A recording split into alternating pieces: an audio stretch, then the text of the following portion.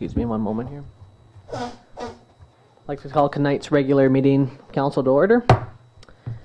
And before we go into the committee of the whole, I need to just quickly read out a statement, clarification statement based on an advertisement we put in the newspaper.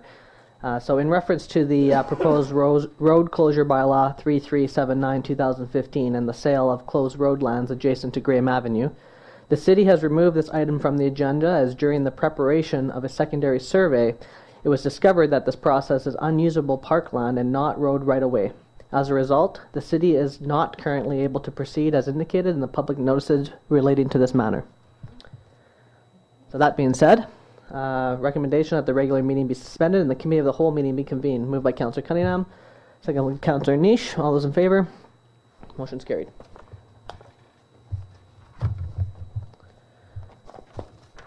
Okay, I'd like to call tonight's committee of the whole to order.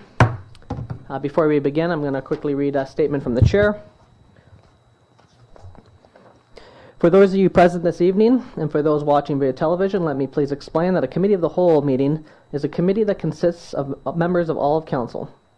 This meeting allows council members to deal with issues in greater detail, but in less formal than a regular council meeting. During this meeting, issues are not formally adopted, but recommendations may be made at the next regular council meeting.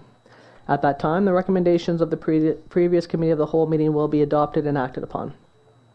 Some key points to remember when making your presentations are: remember, council meetings are televised, and it is very important to introduce yourself and, if applicable, name of the organization that you're representing, and speak directly into the microphone in a clear voice. When presenting, please address any comments or questions to the chair of the meeting. Keep your presentation brief. 5 minutes would be ideal, as council has several presentations on their agenda. Once you have completed your presentation, please ensure you summarize any requests or concerns. The chair will then ask council members if they have any questions. Remember that there will be no decisions made at this meeting on any requests or concerns you have made. Lastly, requests will be referred to staff for review, report, and recommendation to council. Council meetings are very full. We would appreciate your consideration of your time allotment. And just before I begin, Mr. Lothar, could you please have a seat?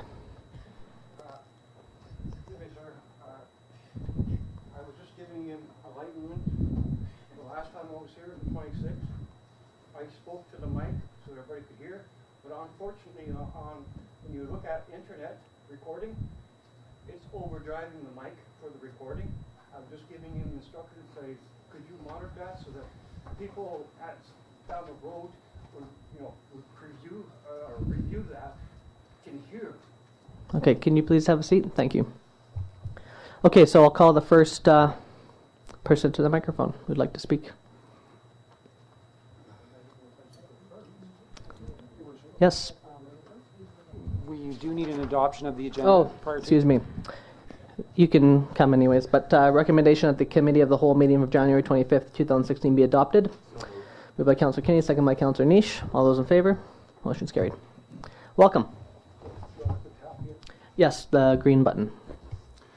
My name is Dale White. I am a trustee of the library, but I come here tonight as a private citizen completely, speaking on behalf of myself, not the library. But first of all, I'd like to tell you why I became a trustee of the library. When I retired from teaching in 2008, I became reacquainted with our public library. I started volunteering with community enrichment, and I decided that the library was a safe, quiet, public place to do my tutoring. And while I was there tutoring, I began to see more. I became more aware of what went on. It was not the library of my childhood. About the same time, I was a director of another community group, and when we came to make our presentation for funding, I sat in on the library's presentation. And I remember one counselor, none of you, one counselor asking, "So what are we getting for all this money?" And it struck me as odd, almost too obvious. You're getting one of the pillars of our democratic society, a free public library. So what do I personally get from the library? I continue to tutor twice a week, and I still use a safe, quiet public library to meet with students. I read over 80 books last year, almost all of them from the library. I belong to a book club voluntarily organized by one of the librarians. I desperately needed a fax machine one weekend and learned that for a very nominal fee I could use the libraries, and I've used their photocopy services as well. Digitally, I have downloaded 2 of the library's databases, giving me free access to dozens of magazines and thousands of books for my e-reader. And it was one of our librarians who helped this pretty computer illiterate guy how to download it. We need our librarians. And sometimes when I'm just killing time between appointments and need just some quiet time, I just drop in and read the newspaper for a few minutes. And I'm just one of hundreds of people who use the library for all age people, socioeconomic groups, all people who use the library for a whole bunch of other reasons besides the one I've listed. So last year I decided to join the library board. Not only did I want to give back for all that they had done for me, but I wanted to make sure that council and others knew how valuable the library was. I want it to continue to thrive. Now, for the most part, I'm not a complainer. I know you have tough decisions. But I strongly believe that this is not living within our means, a decision to live within our means. It goes beyond that. And it's not just tackling inefficiencies. This is a gutting. And I couldn't not come here and tell you that. Thank you. Thank you. I will address your testimony here today because I want people here, I'm assuming there's a lot of people here due to the library decision that council had made at our previous council meeting. So let me just allow myself to speak a little bit freely here about the library. So this morning I met with Mr. White and Joe from the library and the chair of the library board. We had a really in-depth discussion about kind of the situation council's in and our budget concerns and things like that. The first thing is that it needs to be clear to the public that we don't see the library as a luxury item in the community. In fact, we see it as a necessity to the community. One of the problems with the system that council has inherited is that there's this community enhancement grant process where we provide grants to enhance community organizations. However, the reality is that there's 3 particular organizations, the museum, the Lester Center, and the library, that don't need enhancement grants. In fact, they need operating grants. They need permanent granting positions for us to support these core services in the community. One of the decisions that was made at the last council meeting was to sign a long-term contract with the library and the Lester Center and the museum moving forward so that there's going to be a certainty in terms of the actual dollar amounts that the library will receive in the future. What we don't want to do is have the library and those 3 institutions competing with other groups in the community for a pool of funds. That's really about and helping out different organizations with $5,000 here or $10,000 here and that type of system. So the first thing is that this year we're going to be moving into a long-term contract with the library to ensure that there's going to be funding certainty, because we don't need to hear from the library every year how important it is. We know actually how important the library is every year. I mean, we've all used it. I've gone there and read to children there, and I absolutely know the core services that this library provides for us. One of the reasons why we made the decision we made is for a couple reasons. The first is that we had the Lester Center run a deficit last year, and the museum, who's been asking for $180,000 a year, has only been receiving $110,000 and had told us that this year, if they didn't have any sort of increase, that this could be the year they close their doors. And then the truth is that if we didn't provide some sort of funding release to the Lester Center, who have 2 people running the organization with 0 maintenance, as well as the same situation with the museum, and we allowed that as council for one of those organizations to close their doors, I can assure you that there wouldn't be any room here for people to be sitting because people would be outraged at us. How could we allow that to happen? So part of it is that we have a pool of money that all these organizations are sharing. So what we decided to do was to take some money out of the library's budget to provide funding relief for those 2 organizations. Now, I understand part of the argument is that, well, those organizations charge and they have a fee and they're not a free public library, which we understand. However, they're running deficits, as well as the buildings that they live in have major infrastructure issues as well. And the good news about the library is the building's actually owned by the city, so it falls under the city's kind of maintenance. So we do maintain the library as well. It was a difficult decision because on top of that, what council is serious about is not raising taxes anymore on this community. People have said that the library is taking it on the chin. However, our opinion, I think, in my opinion anyway, is that it's really been the homeowners and the small businesses who have been taking it on the chin since the mill has closed down in this community. And it's really difficult for us to say, let's continually raise taxes on the community when we're so close to not. So we decided to make that decision for those particular reasons, not because we don't believe that the library deserves the entirety of its funding. So that being said, the good news is this, and this is what I want to assure the community. One of the problems with the process that we're under right now, and we're looking at reevaluating right now, is because we have to provide funds for organizations well before we even get a budget and organized. We haven't even had their assessed values, the final assessed values come back to us. We haven't even started budget consultations yet into the community. We usually don't adopt our budget until May. So the problem is that these organizations need their money right up in January 1st before we even have an ability to actually see how our budget's going to land.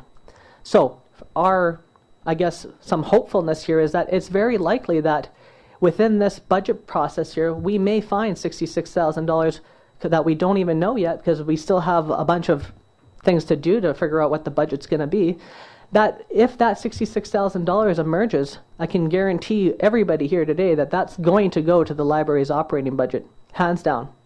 However, we're forced to make a decision early in the process, and we know that if we had a community enhancement grant pool money at $850,000, that's going to allow the ability for the council not to raise taxes on this community, which our homeowners and our small businesses also need a break. So on one hand, we absolutely understand the concerns, and we had a good discussion about this today, and I know you understand as well, but at the same time, nobody likes the fact that we're cutting the library this year.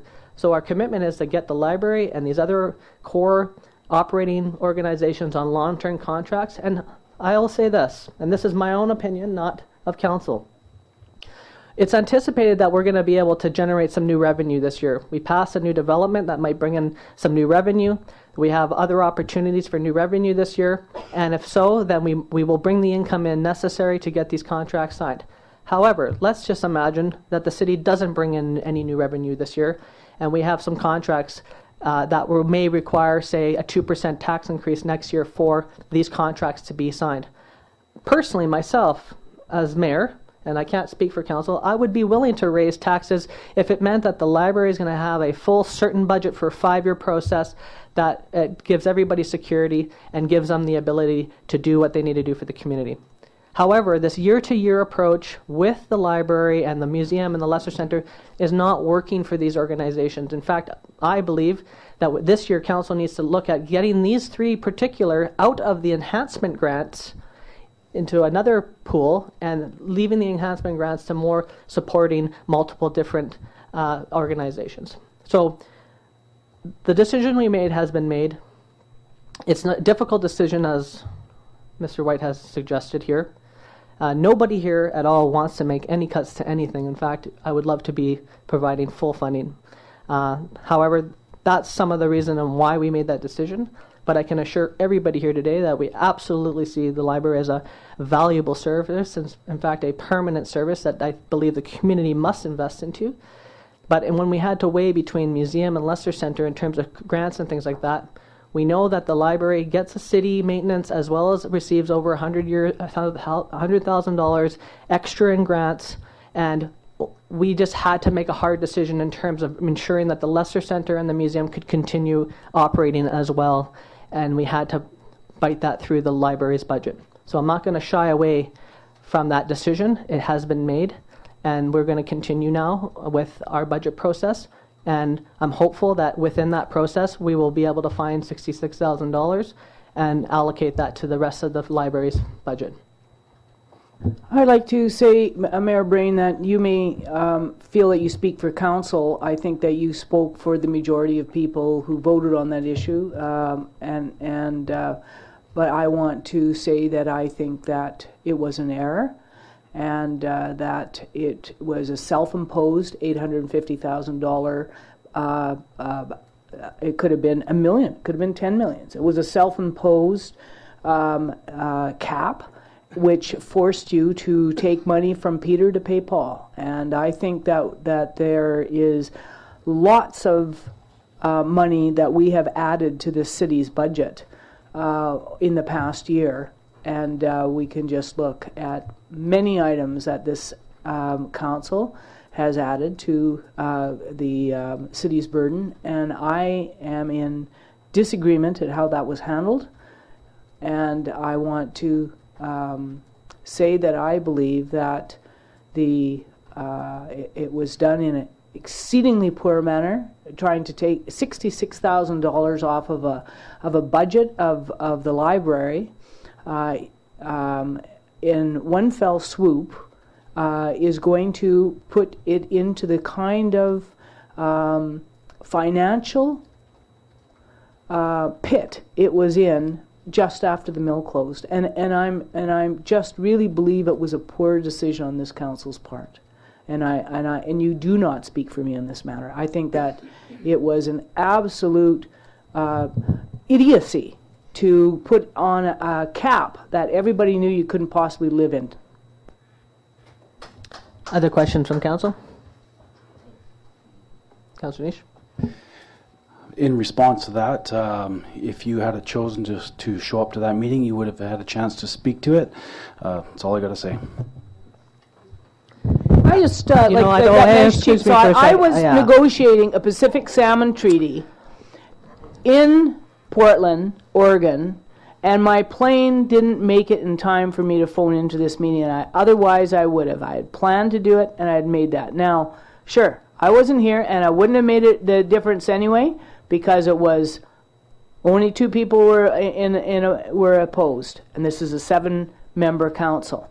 So it wouldn't have made that much of a difference. I just say that was a wrong way to go about it. That's what I'm saying. And I was an important federal government business, and I apologize to this council, but I don't apologize to the city for trying to get a better Pacific salmon deal from the Alaskans. Yeah, I was in, we don't need to go there.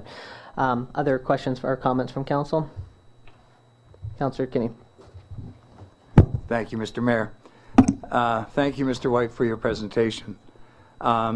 I realize the situation it has put you in, but we are working to find more funding, believe me. And also, I am on the Skeena Queen Charlotte Regional District, and we're doing our budget, and we're looking to see what more we can do there, just so you're aware. Councillor Cunningham? Okay, just to clarify a few things, the $850,000 cap, is that a one-year item? Well, the truth is, actually, we didn't vote in a cap. At that last meeting, we had said that $850,000 was the limit if we didn't want to raise taxes. That was what it was. So we kept it within that wheelhouse for that. Now, again, I understand some of the comments here. I absolutely do. However, we are in this position where we must make some hard decisions about the city's finances. Our taxpayers have told us we can't keep infinitely raising taxes on this community. However, I do understand that it's coming out of the library and it's not fair in some ways. But at that pool of money, that's the pool that we're working from. And people say, well, why don't you take it out of the capital budget or take it out of other things? The reason why we put a community enhancement grant fund away is that's what we say is the pool. My argument here today is, and I understand with Councillor Sorkison's concern, is that I want to actually take those organizations completely out of that pool and get them on permanent contracts so that we're not having to decide to say, here's Rob Peter to pay Paul situation. And again, we're trying to get rid of the system as it operates now. I understand. I anticipate this to be a one-year situation again. We have a staff person working full-time right now on trying to find that $66,000, as well as the budget is not finalized yet, and they most likely will be able to find some sort of new revenue in by the time we adopt it. And it's still early in the time. We haven't even started budget consultations. I understand people's concerns. However, as Councillor Thorkelson pointed out, the decision has been made, and we're moving forward with that. And we anticipate to be a one-year situation. Is the $850,000 cap a one-year cap, or is it something that will be negotiated when the long-term contracts are in place? I think what happens here now is that when we negotiate these contracts this year, we just see what the tally of the entire contract between the museum and the Leicester Centre and the library accumulate to. And then from there, we can re-look at how much the community enhancement grant pool needs to look like, because those three major funding organizations that actually need operating help won't be a part of that particular pool any longer. So I think we're going to find that out by the end of this year. So then it's only a one-year cap? Yes, a one-year cap. Thank you. Other questions or comments from council? Okay, thank you.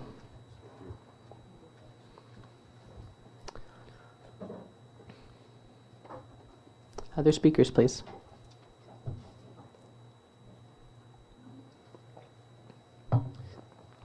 Welcome. Welcome. I hope I'm not overstepping myself after the gentleman spoke, but like many people in Prince Rupert, I'm very upset with that cutback on the library funds. And the library actually, I believe, is in a little different position from some of the other ones that are lumped in that together, as you seem to indicate. I just got a very short piece here.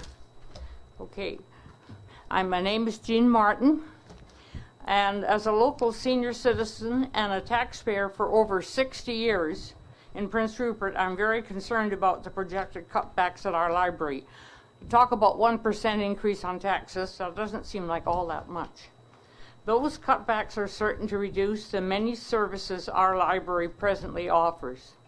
In addition to the many volumes of good fiction, there are good opportunities for research on many subjects in the nonfiction sections and library staff to guide your quest. I find that the library people are very helpful. In my frequent trips to the library, I note young people utilizing the computers, a story hours for the wee ones, a genealogy club on the first Tuesday every month, and a book club on third Tuesday. In addition, the library sponsors town halls and information sessions for vital local issues. For example, I got this in the mail a day or so ago. In fact, there is presently a town hall on community investment in infrastructure, construction and renewal on Tuesday, February the 9th at the Prince Rupert Library, 7 p.m. to 9 p.m., just one of the many services our public library provides. And I'd suggest that some of your council members might be wise to attend that. Thank you. Thank you. And I will note here too that that date, we had spoken with Mr. Cullen about that because he wants us to do a presentation to the community on some of our infrastructure problems. However, that's actually a council meeting evening. So we're looking at either moving council one day further or Not attending. well, we'd love to attend. Yeah, So. it's a Tuesday, I believe. Right. But thank you for your comments, and Okay. we're listening. Thank you. Thank you for allowing me to speak. Absolutely. Did you say it was a Tuesday? Yes. It's Family Day on the 8th. That's why council's moved to Tuesday on that day. Thank you. Other speakers, please.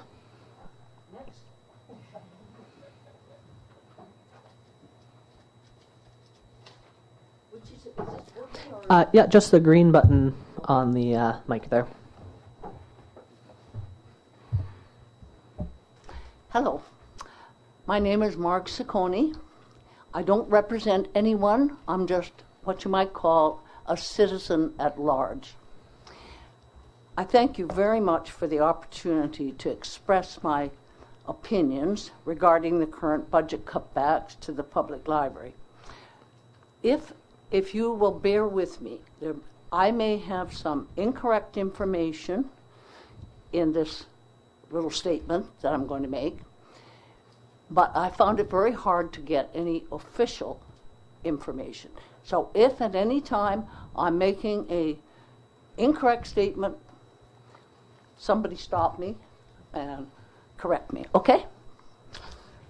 Thank you very much for the opportunity to express my concerns regarding the current budget cutbacks to the Prince Rupert Public Library. I am reading this because if I go off ad-libbing, I'll never get my points across. I'm aware of the difficult decisions that must be made in a period of fiscal restraint and that the decision to cut back the library budget would have been made by council with a good deal of angst on everyone's part. In a perfect world, with budget surpluses, I am sure council would have happily increased grants to all worthy community organizations. Unfortunately, in our real world, allocations of limited public funds must be prioritized. My concern in this case is council's decision to award that priority to the museum. I was originally going to base my argument against this decision on the simple premise of public use or attendance comparisons. There's no need to belabor this point. The disparity in public attendance between the public library and the museum is obvious. I must make clear that at this point and I suspect a large number of Rupert citizens, was under the mistaken impression that the city of Prince Rupert still owned the museum building, or at least held some kind of fiscal or legal interest in the building or operation of the facility. So with this incorrect assumption in mind, I decided, as a concerned citizen, it was unfair to criticize council's budget decisions without attempting to garner some real facts. Specifically, regarding the possible sources of alternate funding that might be available to the museum. Step 1, find out the name of the counselor appointed to the museum board of directors and direct my question to that person. I contacted Robin at City Hall, and he informed me the council no longer had a representative on the museum board. This information raised a bit of a red flag. $126,000 in grants with no representative of the donor and no public accountability factor involved. Step 2, contact the museum and find out the name of a member of the board of directors to whom I could direct my questions. I contacted the manager of the administrator, Miss Marsden, and asked her if she would give me the name of either the chairman of the museum board or any board member. Miss Marsden informed me that it was a policy of the Museum of Northern British Columbia for the board to remain anonymous. Well, she didn't actually say that word. She just said she would not divulge the name of board members. I won't bore you with the details of the exchange that continued in the conversation. But red flag number 2. Bearing in mind that I'm still under the misguided impression that the museum is a public facility being funded, at least partially, by Prince Rupert taxpayers. Clearly, I was missing something fundamental here. Of course, what I was missing was up-to-date information on the legal status of the museum.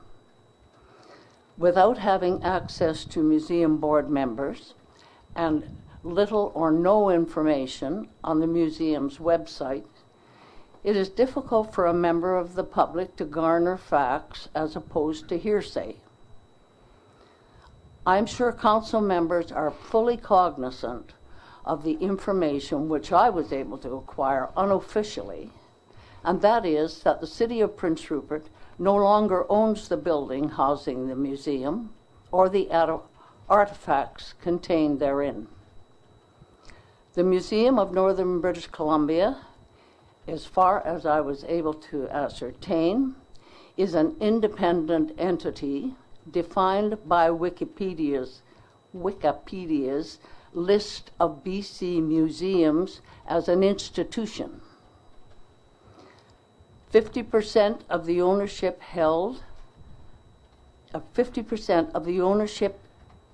in the museum is held by the village of Kitkatla. This information is hearsay. The public is not privy to the funding arrangements of the museum. However, one source of funding, the BC Lottery Corporation, is totally transparent and lists the Museum of Northern British Columbia as a recipient for the fiscal year 2015-2016 of a grant in the amount of $56,000. As an independent entity, the Museum of Northern British Columbia has a perfect right to restrict access to its board members, even if it seems a little paranoid, and to maintain confidentiality with regards to its financial matters. However, what it does not have a right to is funding from the public purse without the attending public accountability.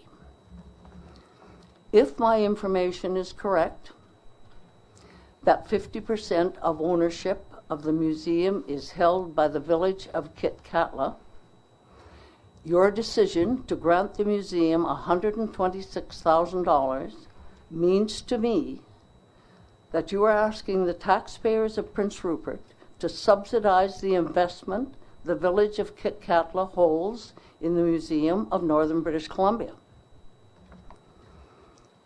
Drawing comparisons as to public financial responsibility between the Museum of Northern British Columbia and the Prince Rupert Public Library is an apple and oranges comparison.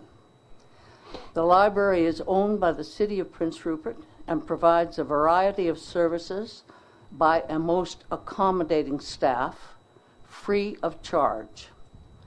On the other hand, the museum charges fees, albeit reasonable fees, to visit its exhibits, has a commercial outlet on its premises, rents space in their beautiful building for everything from weddings to convention events. In other words, operating as a commercial venture. In spite of pondering the council's budget decision regarding the museum grant since it was first announced, I am unable to understand the rationale which would justify, in this fiscally difficult period, any large grant of public funds to private enterprise, let alone reducing the grant to the public library to facilitate that grant. I urge Council's Budget Committee to inform the chairman of the museum board, if you can find out who that is, that the $126,000 of taxpayers' money that was budgeted for the Museum of Northern BC will be immediately halved.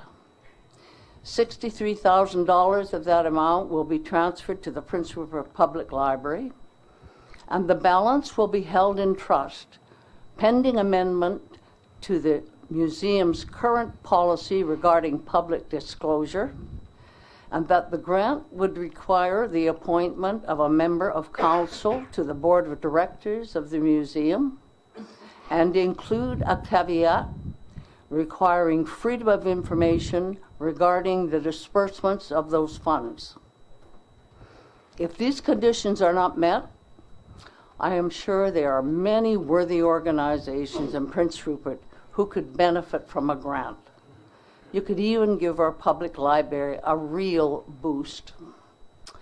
Thank you for allowing me the opportunity to speak to this situation. Thank you. Is it possible we can get a copy of that letter to corporate administrator? Of course I will. Great. Of course I will. I don't think we'll remember it all. However, I just want to quickly say that, just for the public's records, that Kitkatla owns, I believe, 51% of the building. Oh, it is. However, it's not this. It's a separate place from the museum. So the museum is actually operating and owned.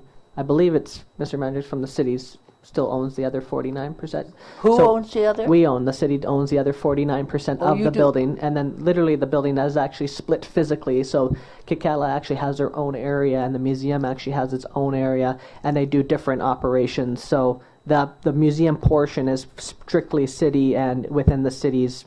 So there's different Okay, levels well, of that any building. of the revenue. Just wanted to clear that up was all, so that the public doesn't think that there's Yeah, that. So. because, you know, most people in Prince Rupert still think that's a Prince Rupert museum. They don't Councillor Cunningham? Your microphone. We're getting back to the mentality of Peter and Paul, which I don't like. All three institutions need to be funded by this city for different reasons. The library, no, just to hear me out. I listen to you very carefully. First of all, the library puts on a lot of very good free functions. So does the library for children, or the museum for children. I have taken my grandchildren to several of them. Very well run, very well attended. They also put on a lot of free art exhibits for local talent to showcase their stuff. That's nice. I mean, that's Okay, you said you want to be corrected if you had facts wrong. You know, like, there is public accountability. Every year when these organizations come before council, they come with their entire budget, accounts receivable, accounts payable. If you want to come and pay attention to one of those meetings, you will see the public accountability there. And secondly, the museum is a non-profit society. It is not a business. It gets revenue from it creates some revenue that goes right back into it. That's why their grant is a lot less than the library, who does not create much revenue. The library got $566,000 last year, and I stood up for the library last meeting, but I'm not going to sit here and have somebody bash other institutes so one other institute can gain more. I want to see all three of them taken care of, but I will not tolerate that, because all three of those are pillars of this community in different ways. And the PAC to begin with puts on a lot of good stuff too. But the museum draws a lot of people into this community for businesses and other reasons. That's a totally different situation. I said it's a commercial. Yeah. It's a commercial venture. So I just want to say, I don't want this venue to be a massive debate of who's more important. Actually, one of the things that I was discussing with our staff today was when we do our budget consultations this year, which I'm hoping more people will participate in this year, is we have a new system where we do electronic voting on different issues. And it worked very well last year. And one of the things we want to do is have the public actually tell us which organizations out of the list that we have on these grants are what you feel are the most priority. Because, again, we have inherited a system that has been going for a very long time and are now in the process of attempting to make some changes to that system. And council is very open to making the changes. And with the audience here today, absolutely. I'm hearing everyone loud and clear. We appreciate your comments today. I don't think we'll get into the debate of it, but I'm definitely listening. And if a copy could be provided, that would be appreciated as well. And during our budget sessions this year, I'd love for the community to come and tell us what's the priority in terms of which organizations. And then we can make more appropriate decisions each year based on what the public really believes are the funding priorities. Thank you. Thank you very much. Thank you. We could carry this on. No. Yeah. Thank you. Okay, next speaker, please.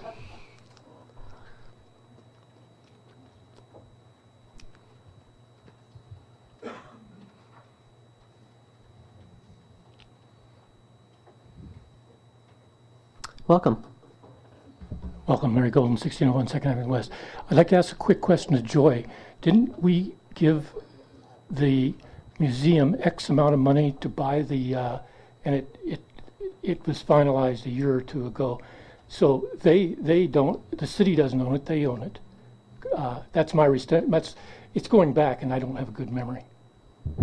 I was surprised to hear Mr. Mandrick say that we own 49% of the building. I had thought the Museum Society owned it all now, but we were paying the mortgage on that, and the mortgage payments were finalized. My understanding was when the Kit Kat Labatt, when it was turned into a condo affair, a strata title affair, and Kit Kat Labatt 51%. So I'm surprised to hear that we still have ownership of that building. I would have thought that the ownership was that part of the building of the museum was owned by the Museum Society. But I'm obviously corrected on that, Larry. Mr. Golden. I would still further ask, they did pay the mortgage, so wouldn't they own it? The city didn't pay the mortgage. So I think Joy is correct that the society owns it. Could you, if someone can remember clear? I'm not sure, actually. No.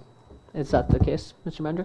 Your worship, I can find a report and present that to council in the Sure. next council meeting. Great, thank you. And going back the same way, I see the city gave an update to its budget in October. At that time, and I can't do this from memory, but at that time, the 2015 taxes collected were $100,000 more than budgeted.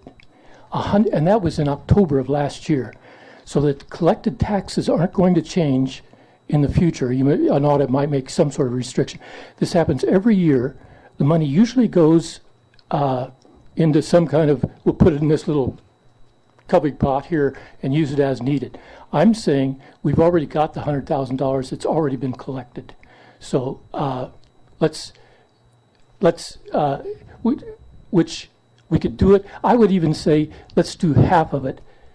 And since we're supposed to find out if we're going to have a final investment, FID, final investment decision on the lot 444 in June or something like that, we're going to get potentially $40 million more dollars to Legacy Inc.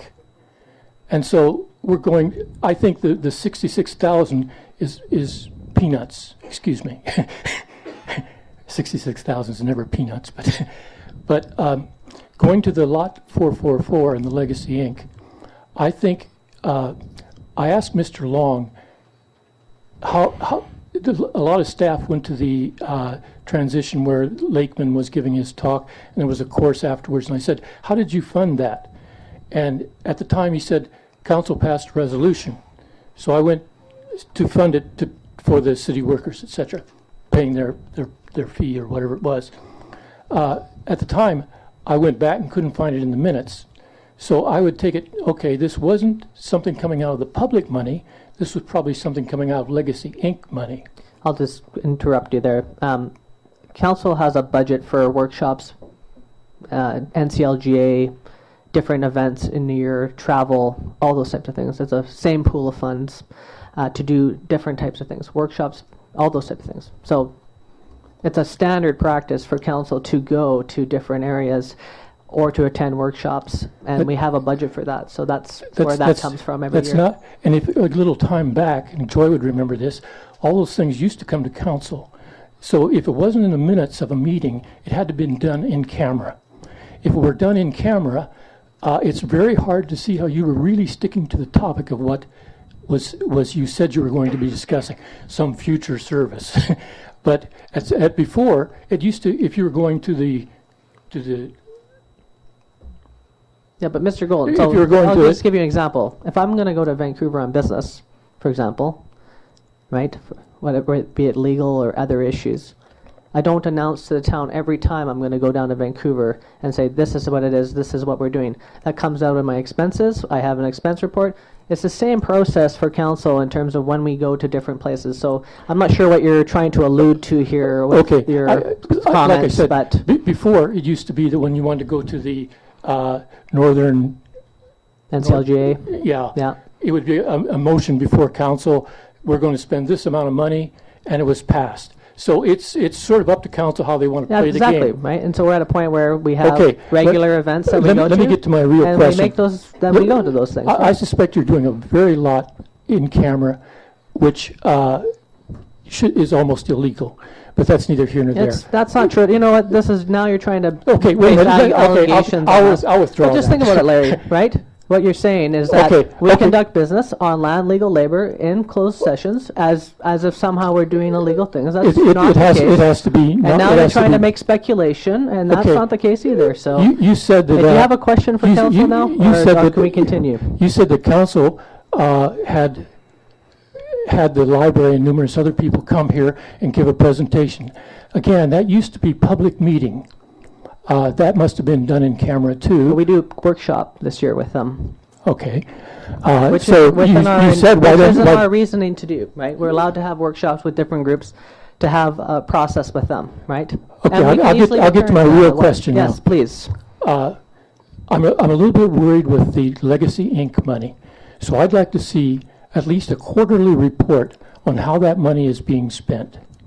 So, It's easy. I can tell you right now. We've already published everything we've done with Legacy.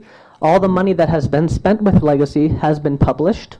published when? It's all on the website, right? We made a temporary budget, which we had announced to the public. We put 2.2 million into the water grant dam to match the 4.4 million that the government gave us to do the water dam, and 1 million into roads, and I believe that's about as much as we've done. So there's no conspiracy here around Legacy, and it made $18 million. That's what it made off ExxonMobil. It's public information. It's meant for grants in terms of infrastructure into this community. And at this stage, I'm not sure where you're trying to go. You're trying to say that we're doing something, yet you're not really making any specifics. So if you have nothing else to say, I would ask it was another my speaker to assumption come. that you were spent the money came out of the Legacy because it is part of the, That's a speculation is what you're getting at that well, point. because the motion never came up in council meeting, Okay. or never came up in the minutes. Mr. So Long. you do have the money. Appreciate your vigilance as always, Larry. We moved quite a number of years ago now from a detailed resolution per expenditure for council to go places, and we articulate all that in the budget. So when the budget is passed, it's the authorization of the budget allocation for travel for council, et cetera, et cetera. So I am old enough to remember back in the old days when we looked at every last expenditure that the municipality did. But those days are long gone. In fact, we are fully audited. Both Legacy and the corporation is fully audited independently. We have had continual clean audit reports, certainly since I've been here.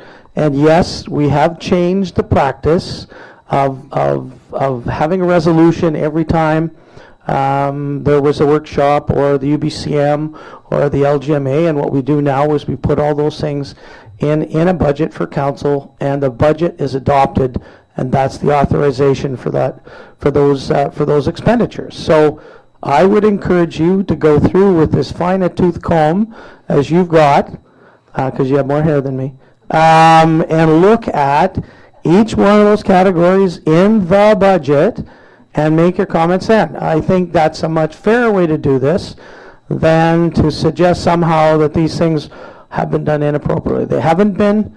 The auditor has assured the community that is in fact the truth. And yes, we are doing things a little bit differently than we used to do them 10 or 15 years ago. The practice of specific resolutions is long since gone. I haven't dealt with that particular mode, Larry, in my career now for at least 20 years. Okay? Councillor Cunningham? Okay, something Larry just said is that this is before my time on council, the Longhouse, as we used to call it, which is now the museum in Kitkatla, the mortgage was paid by the city. We loaned them the money. We loaned them, we did it maybe, and they paid us back, and they were always being lax about doing it, and it finally happened a couple of years ago that it was finished. But they were paying back, so they were paying some sort of mortgage or some sort of revenue to the city for using the building. You could term it that way. It was a. Hey, you're paying Okay. money to use it or you're not. You know, They've taken over the building, and as a non-profit society, and are paying for it, and it doesn't cost the city a penny, is what I'm getting at. okay, it's 10 to 8. I think we can use another speaker. Thank you. Please step forward for another speaker.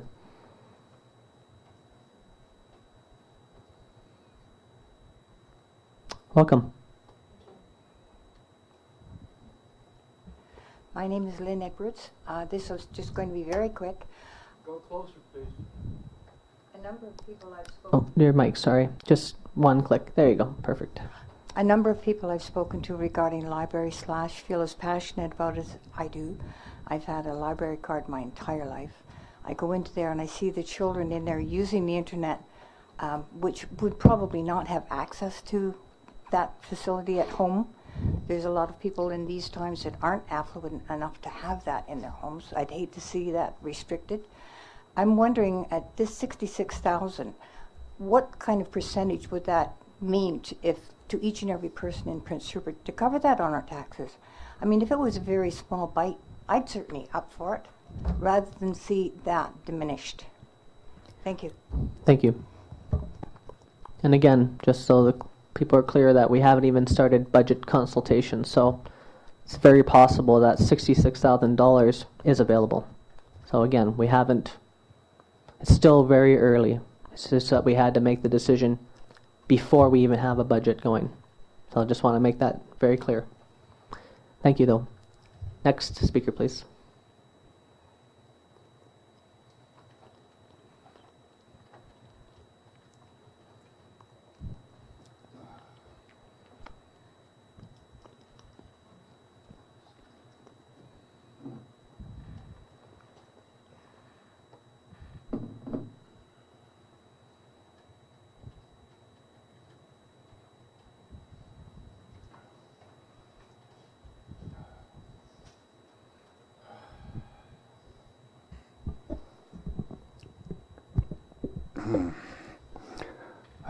My name is Lothar Schiese.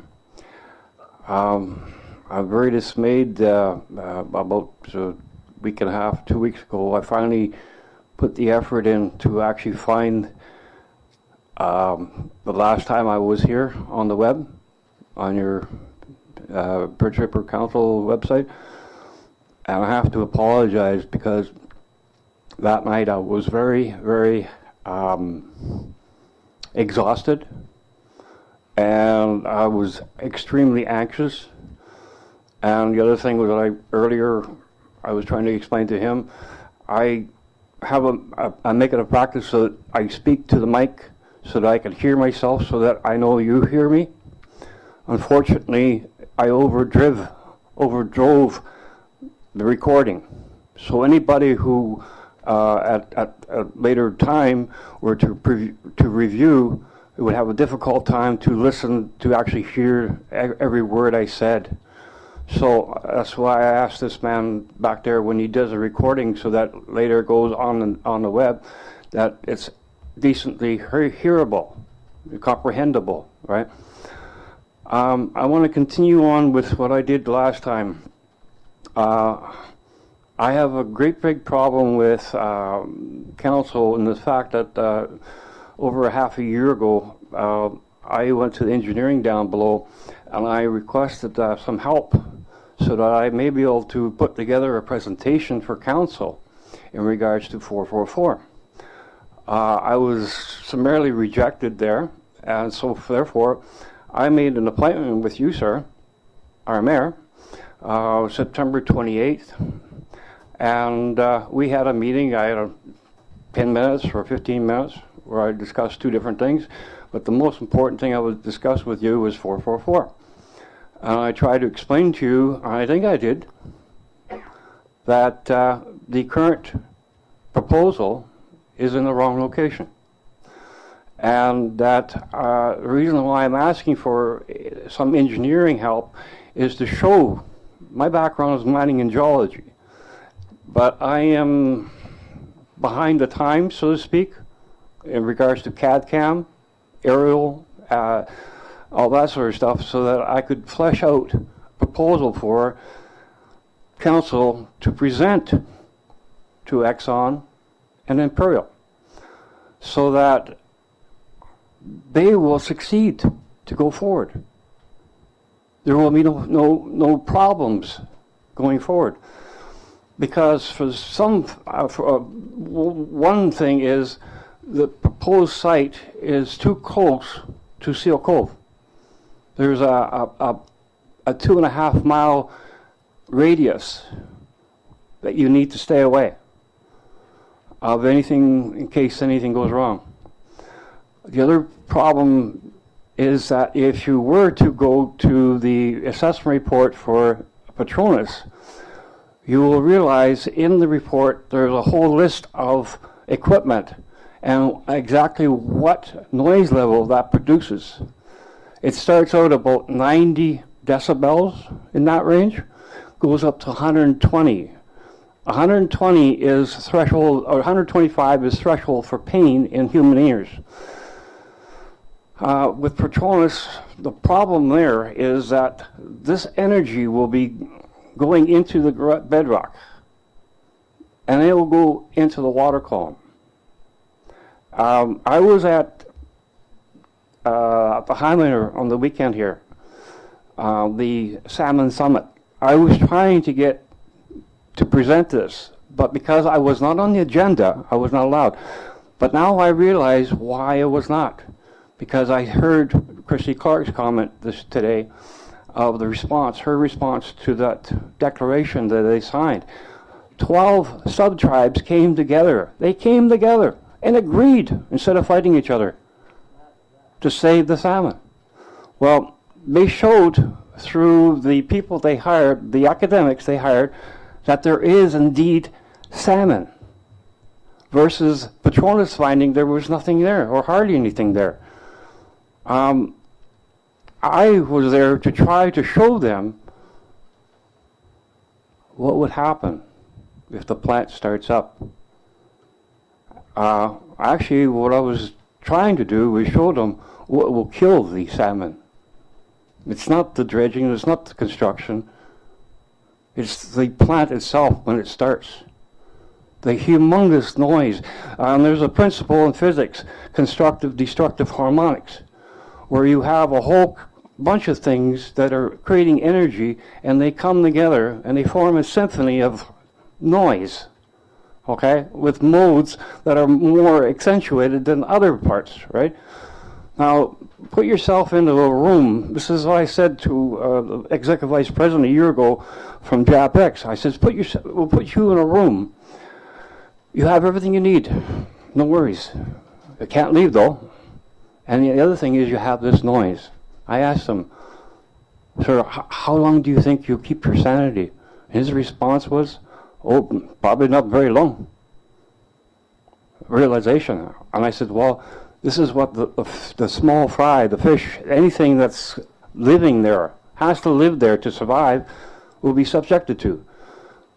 And when I got this epiphany last year, somewhere after that, I realized, holy cow, BP gas is right next door. And then a little bit further over, Harbor Entrance, we have Nixon. They're all in line of sight of the prime salmon rearing habitat. And we still have a BC government that is saying to us that everything's okay. And the weird part is a couple of days ago, before DFO signed off with Petronas. Like, who's in charge of this? I think the people are starting to say, I think we want to be in charge of this. This is what, the native people are doing. There's a song called "Standing on the Edge of a Revolution." It's done by Nickelback. And there's another song that goes way back, Marvin Gaye. Hey, what's going on? Can I get some help so that I can put together the best presentation I can make, so I can inform, educate people here in this community, let alone our council? That's what I'm asking. I don't think it's a big thing. I think I'm here to help, not hinder. I try to help. I need some help, though, to help. There's one other thing.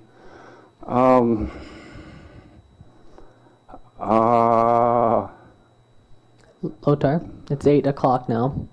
I think it would be best we wrap up here and let Okay. council get on with the rest of the agenda. We still have a Oh. full meeting to go through too. Yeah, okay. However, definitely hearing you here. But can I have an assurance that, or can you discuss this with yourselves and somehow notify me or put it in the paper? That you're willing to help somebody to flesh something out as all requests here are equally weighed, and staff will look into that, and if so, we'll definitely contact you. I hope so. Because other than that, I'll have to start going public, explaining myself and what I'm trying to do, and then garner support, and then maybe have people out in front. Right. Okay. Thank you very much. I'm just trying to be democratic. Thank you. It's getting late. Is there other people here that would like to speak? If not, it would be best if council can continue. However, I'm not going to stop anyone from coming and talking on the mic. However, we've heard definitely many concerns about the library tonight. Is there other maybe separate topics that the community would like to speak to? Okay, that being said, I'm just going to say one last thing, that we appreciate that everybody's here tonight. Council's not shy to look people in the eyes and explain ourselves. We're not going to hide away from decisions we make. We're absolutely willing to work with the community on addressing all these needs. We're in the process of many changes, and over this year we hope to make some very concrete ones that will give everybody what they need and want. However, we've made our case, and not everybody on council agrees, and that's democracy. However, democracy has made a decision, and we're going to continue with that. And again, want to assure everybody that it's the beginning of our budget season, and if that money comes, it's going to the library, and you can rest assured that's the case. And also that anybody who has any questions whether or not council is being transparent, not transparent, closed meetings, not closed meetings, what our finances are, everything we have is published online on our website. All those details are audited every year. Everything is completely transparent. When council has a closed meeting, as other organizations must do at times, it is related to land, legal, or labor disputes that cannot be discussed in the public. And that's just the reality of this business. Unfortunately, there are some times where we must have in-camera sessions. And when we have those discussions, be assured that we make sure that the public's interest is always being upheld. That is our job. We are here to make sure that this community is being taken care of, that the right decisions are being made. And again, we're going to be in this process now of, there's a new process emerging fairly shortly called Redesign Rupert, which is going to be a massive public engagement process where over the next 18 months we're going to build a vision for this community together and make sure we set good priorities with each other, and council is willing to participate with everybody here and make sure that we make the right decisions. So thank you again for coming tonight. And on that, thank you. On that being said, I'd entertain a motion to adjourn the committee of the whole meeting. Moved by Councillor Niche, second by Councillor Cunningham. All those in favor? Motion's been carried.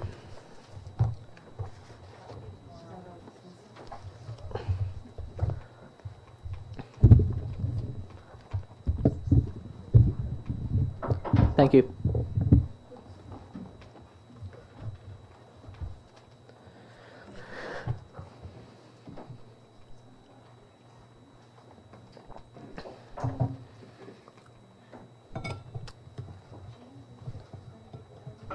Just let the room settle for a moment.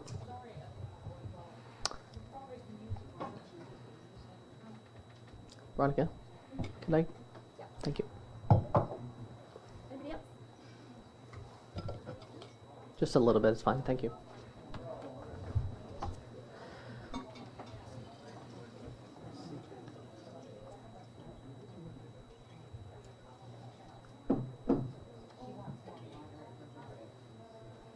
Thank you. And members of the audience, if you'd like water, you can definitely come and grab some water if you like.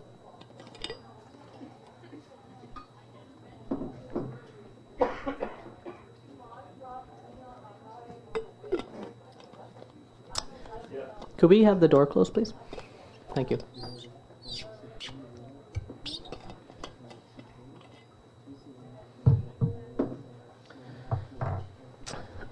Okay, returning to our regular council meeting. Recommendation that the agenda for the regular council meeting of January 25th, 2016 be adopted as presented. Moved by Councillor Kinney, second by Councillor Morrow. All those in favor? Motion's carried.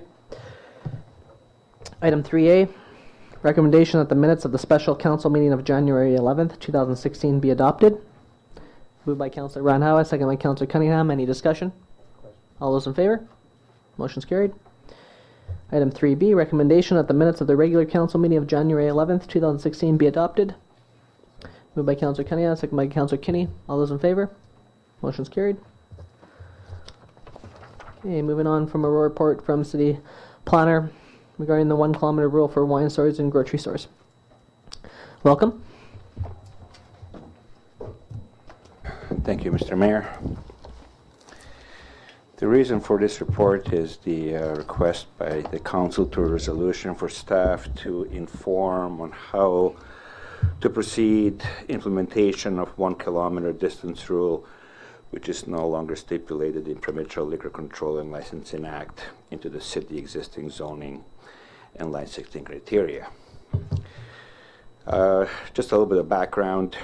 The changes to the Liquor Control and Licensing Regulation and the new Special Wine Store Licensing Act affects a number of changes and adjustments to the licensing regulation and procedures. Generally, the City of Prince Rupert administration manages liquor control and licensing branch applications which require local government input. Planning department is on rare occasions involved through referrals pertaining to zoning bylaw as necessary.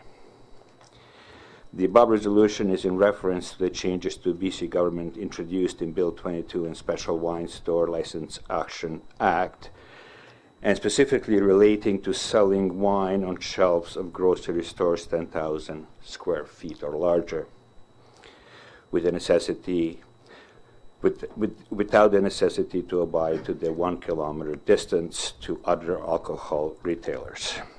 These changes prompted some municipalities to review the matter to include distance requirements between retailers of alcohol beverages within their zoning bylaw. Consequently, this report is from the city planner. For convenience of reading, these terms are included.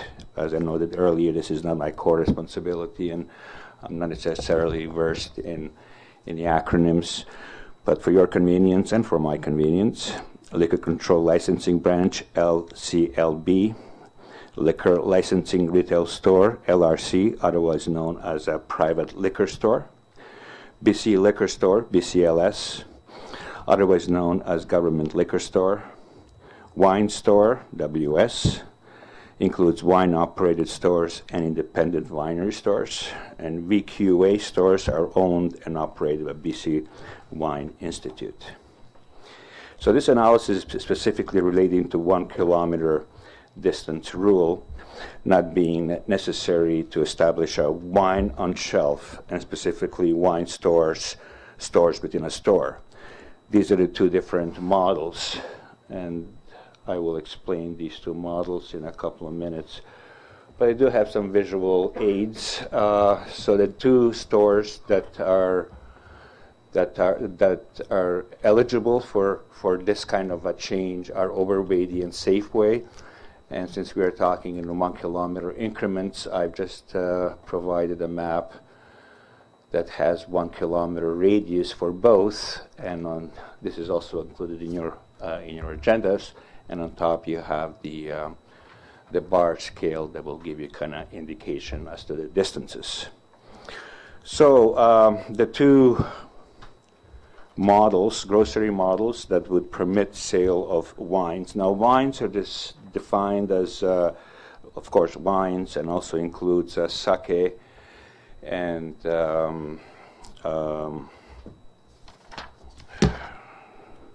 cider.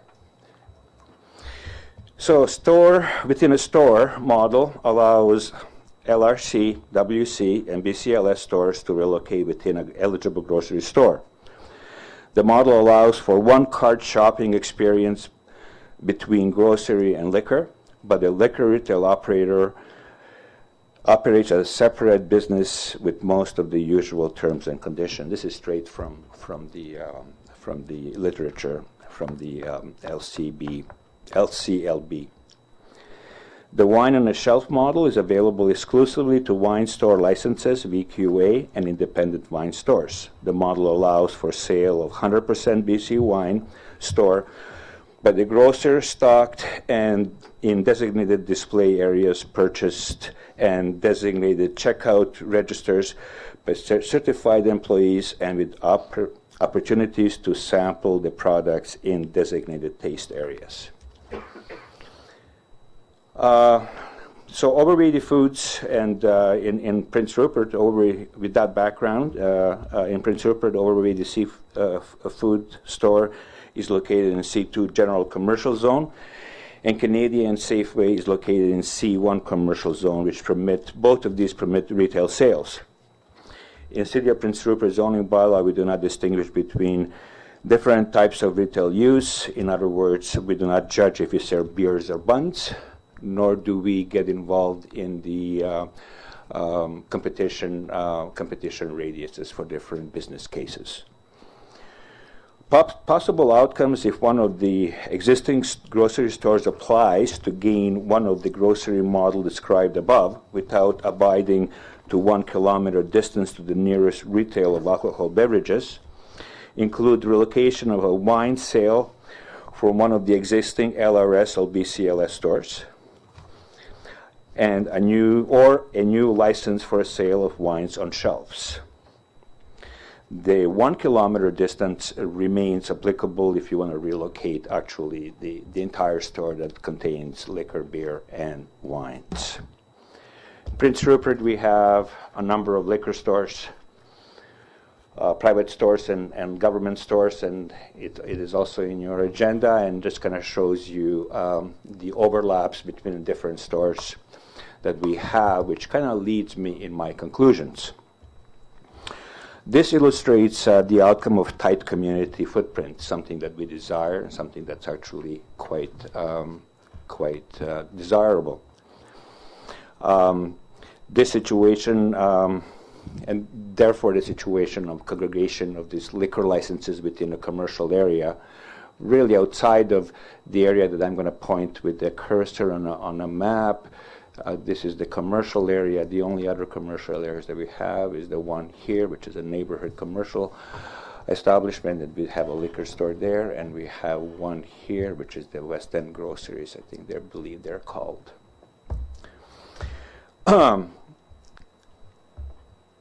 The attachment number 2 kind of shows the sort of the overlap of this 1 kilometer distances that are embodied in multiple overlays. Conclusion number 3, in Prince Rupert zoning, the intent of congregating all retail establishments under one definition and as a single permitted use allows flexibility, which is quite important in our roller coaster boom and bust economic environment, and it does come in handy being able to be flexible. In our current state of flux and anticipation of major economic boom, this item may not be the best use of staff time and energy. And forwarding this item, last conclusion, forwarding this item to be included in upcoming updates of the official community plan and zoning bylaw is a reasonable option. And I forgot to predicate the conclusion with the fact that I cannot comment on social and health matters. This is strictly based on the land use regulations. That concludes my report. Great, thank you. Questions from council? Councilor Cunningham. Personally, I think we've got enough outlets. I look at the economic impact. If our grocery stores start selling beer and wine, and right now they're looking at the regulation because BC only wine contradicts NAFTA. So they will have to include other wines also if they want to do it. They're looking at that right now. Also, I think we've got enough. If Safeway and Overweighty were to get licenses to sell beer, wine, and then possibly down the road more, that's another day. But they are not going to be hiring any more staff. They will probably just have one aisle designated for liquor sales, somebody over 19, whereas it's going to impact 6 or 7 businesses in town right now that hire more than, between the 6 and 7, they probably hire 40, 50 people. There might be layoffs there or shutdowns. So I think the 1 kilometer rule just puts into place that we have enough outlets right now, and these outlets here do not show beer and wine stores that can now sell off sales of beer. They would also be included in that, which is not something that's normally done anymore because of the beer and wine stores. Hours of operation, the government liquor stores now open longer hours and on weekends, as well as the beer and wine stores to 11 o'clock at night. I don't think access to the product is restricted in any way by this 1 kilometer law. And I just think it's something we should look at to control more outlets coming into town. There's only 2 that we're looking at right now, and Kamloops and a few other towns have brought this 1 kilometer law in when the province obviously took it off the shelf because big business was looking at going into that. And I just rather see we keep it the way it is right now. Another factor into it is shoplifting in the big stores. The product's there, it's going to be tempting to younger kids. Other questions? I just was wondering, why do we have to have a zoning bylaw to do this? I was I was so surprised to read your name on the end of this, because I was going, why are we dealing with this under a zoning bylaw? Well, Councillor Cunningham brought it forward, just for the record, but go ahead. So basically, with this legislation taking place over the last probably 18 months, this one section which provided an opportunity for certain alcohol beverages to be sold in grocery stores avoided the 1 kilometer rule, to which end a number of municipalities, not necessarily a huge number, but enough, have started the conversations around including the 1 kilometer radius around grocery stores and include them in a zoning bylaw. And to date, I've only found 1 municipality who has literally adopted a bylaw, and that municipality is the City of Kamloops. City of Maple Ridge, District of Maple Ridge, City of Abbotsford are now conducting their review. And it is quite an involved, the reporting is quite involved, because once you step into this realm, there are a whole host of explanations that would have to be brought into the reporting in order for the clarity to be made in terms of including this distance in a zoning bylaw. So that's the answer. Councillor Nish, then Councillor Cunningham. I kind of agree with Councillor Cunningham on this issue. I think that the current beer stores offer enough of a product that anyone can get what they want when they need it, and I think that by supporting the local businesses, the local beer and wine stores, and keeping them, functioning and not losing business to the big box store mentality, I think that that's what we should do and support our local businesses. Councillor Cunningham. I brought this forth, Councillor Thorkelson, because the provincial government had it on the books, and then all of a sudden they took it off because of the fact that the big box stores or the big grocery stores wanted to get into the market. And I brought it forth simply to protect the smaller outlets. Your Worship, my choice wasn't, and I obviously am being I'm not explaining myself clearly enough. What I mean is, why do we have to have a zoning bylaw that says that? Why can't we just have a bylaw that says that you can't locate there's not another liquor license or the city council will not approve any further liquor licenses unless they're outside the 1 mile rule. And that's what I was wondering. Why do we have to change? All of a sudden, we have to create a whole new series of zoning definitions. Like, I just don't understand. That was my question. Why do we have to do it that way instead of doing it in some way that was simpler? I can understand. I don't know, Mr. Krekic trying to say, okay, well, you can be a Safeway store here, but you can only have, that's not, I understood the intention.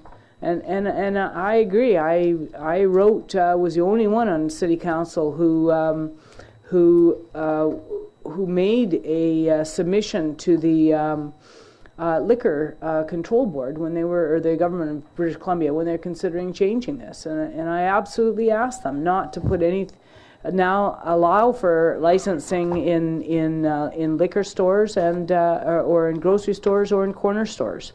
And I have a real worry that the policy is even going to branch out beyond, into corner stores. So I mean, I just think that we haven't. There's nobody's ever come to me in Prince Rupert and said they couldn't locate a bottle of beer or a bottle of wine, and I don't think that we need to expand that into grocery stores. I think grocery stores can remain for groceries and $8 cauliflower. So, but I just want, why can't we just make a motion about this? Why does it have to be designated in a zoning bylaw form? Why not just a bylaw? Well, the zoning bylaw is probably the best vessel to include this because it is leading with the land use regulations. Essentially, you will be regulating a retailing of certain things to a certain distance. I'm not sure if there is. I'm gonna look over to Mr. Long and say I'm not sure that there are any other bylaws that this can be attached to. And I'm wondering if prohibiting sale of alcohol can be done without attachment to something like a zoning bylaw. Yeah, I'd have to think about this. I mean, if we had a regulatory bylaw and we had granted authority from the province to manage this particular area, but we don't, I think I think Mr. Krekic is right. We're better to use what regulations we do have rather than trying to invent some other regulatory authority that we'd have to find in the Act so that we could actually establish a bylaw, because we don't have that sphere within the community charter, because that's a sphere what the province has kept to themselves in terms of, that's why we have liquor regulations. So, and where they are in the sphere, a regulatory sphere, legislative sphere, we don't have the authority to deal with that. So we have to translate it into an area where we actually have some authority. And I think Mr. Krekic's right. The zoning bylaw is probably the most practical way for us to actually implement this, because I think if we tried it another way, we probably get challenged by somebody. Councillor Cunningham? When I looked into it, Kamloops had done a zoning bylaw. So you are right, Zeno. I hate to admit it in public yet. Further questions? Councillor Cunningham? Or Murrow, sorry. I don't disagree with at least trying to have some control over the amount of liquor licenses. But from what I understand, grocery stores are only going to be able to apply for a license when one lapses. So I'm finding myself. Sorry, do you want to correct me on that? Yeah, correction. So there is this liquor. It's an act that attaches a lottery to it. So first of all, you have to be qualified by being larger than 10,000 square feet. You have to have a certain ability in your store. You have to still continue to pay to produce more than 70% or 70%, at least 70% of your revenue from your grocery sales, and it's a lottery. So it's not an application, it's a lottery where only a certain number, that's all. So that still supports the main point I'm trying to make is the sense of urgency, for me at least, is I don't think we need to I'm prone to take the city planner's recommendation, which was to forward this to our discussions about the official community plan and zoning bylaw. I think that's the most reasonable option. So I'd like to make that motion. Seconded by Councillor Kenny. Okay. Further discussion? Okay, hearing none. All those in favor? Any opposed? Motion's carried. Thank you. Next, please.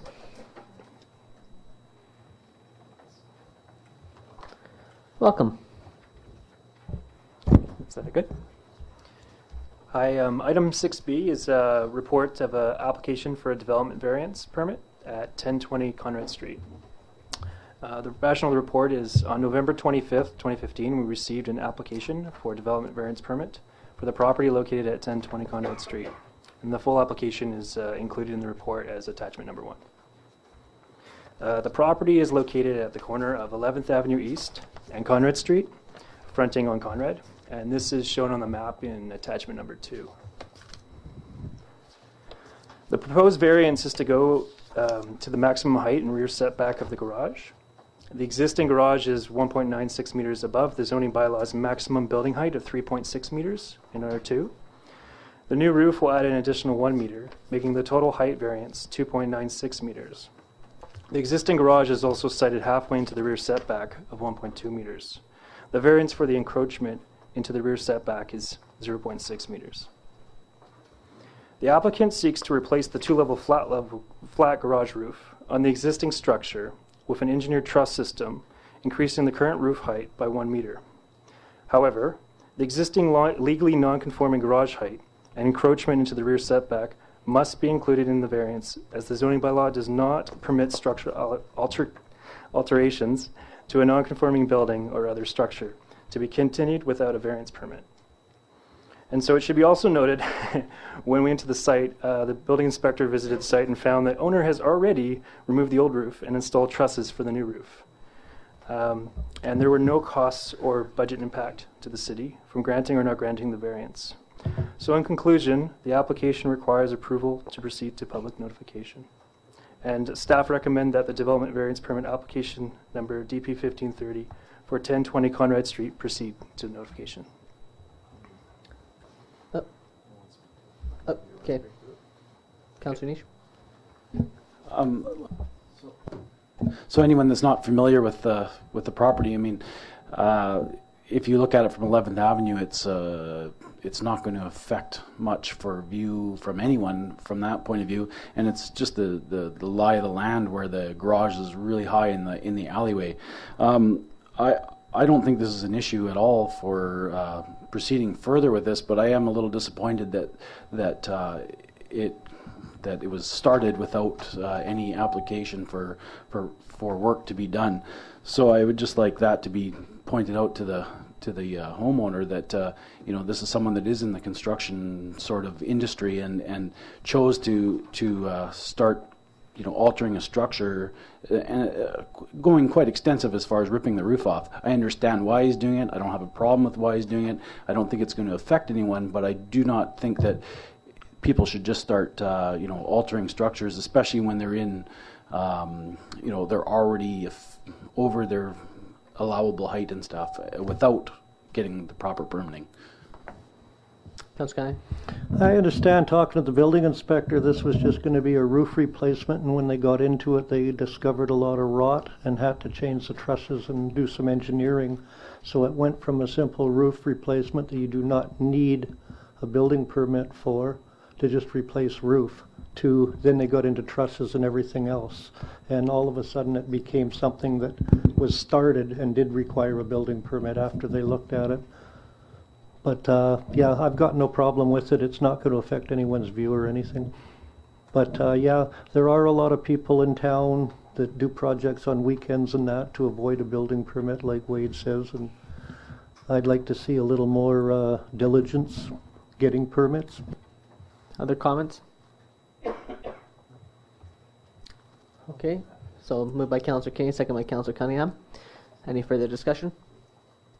Okay, all those in favor? Any opposed? Motion's carried. Thank you. Okay, moving on to bylaws. 10A, report from City Planner regarding the proposed zoning amendment bylaw number 3382, 2015, application for Lot 3, District Lot 2251, Range 5, Coast District Plan 100313, also known as Drake Crescent. Thank you, Mr. Mayor. after you read all that legal description, I'm not going to reread it again. The reason for this report is that the earlier mentioned legal description property has received a first reading to amend the zoning bylaw on November 23rd with certain requirements from the applicant. As quick background, the report presented to council on November 23, 2015, which includes full application as well as staff analysis, remains current, and it's included in its entirety in attachment number 1. Very briefly, this is the location of the property. It's a crescent-shaped parcel of land that has access from both Drake Crescent and Prince Rupert Boulevard. In the official community plan, the property is on this slide. It is hatched. The property is currently designated for residential use. It is currently zoned RM1, and the proposal is to amend it to RM3. The applicant has convened public information meeting on December 9th. Attendance was fairly light. Nevertheless, I think it was a successful event in so much that the couple of people that did show up engaged in a good conversation with the applicant, and they dealt with the most important question, and that is not that they were against the development, but they were just against development in their backyard. To that end, the applicant was sincere, and he promised to work on to be mindful on his site design. The MOTI has reviewed the application, and based on the density that the proposed project will have, in this case, the applicant has committed to no more than 80 units. They determined that the traffic impact study is not necessary. The applicant also met with the city engineer and provided satisfactory site access plan, and this was the only necessary follow-up from the internal referrals. And the analysis provided in November 23 report, including attachment 1, remains current, and in brief, the applicant is proposing to rezone property from RM1 to RM3. The surrounding land uses include RM2 and RM3. And densification and retention of the community footprint is one of the underlying principles of our quality of life official community plan. In conclusion, the applicant satisfied the requirements noted in the first reading. External referral to MOTI did not produce a requirement for traffic impact study. City engineering staff is satisfied with the access plan. In other words, the proposed bylaw included in attachment 2 is ready to proceed as per recommendation with one change. Earlier today, the applicant called me and he asked that should this go through, that the public hearing be scheduled for February 22nd rather than February 9th.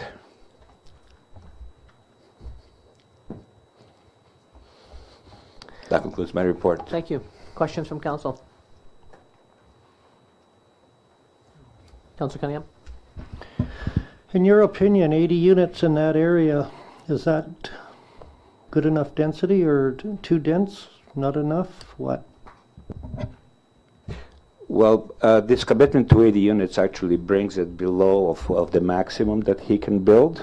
So I think it's going to fit well. The proposal is to have some apartments similar to the ones that are in RM3, which name I cannot remember right now. The Oasis, and also right across the street is RM2, which is townhouses, and he's, the mayor asked the applicant if he can show some examples of what he will build. I believe you were at the information meeting, and it's kind of difficult to show exactly what he wants to do, but he's suggesting a couple of larger units and some townhouses around. So I think that the density will work quite well in that location. It's almost identical to what's across the street right now with townhouses and small blocks. It is going to be slightly larger in terms of the density, but very similar.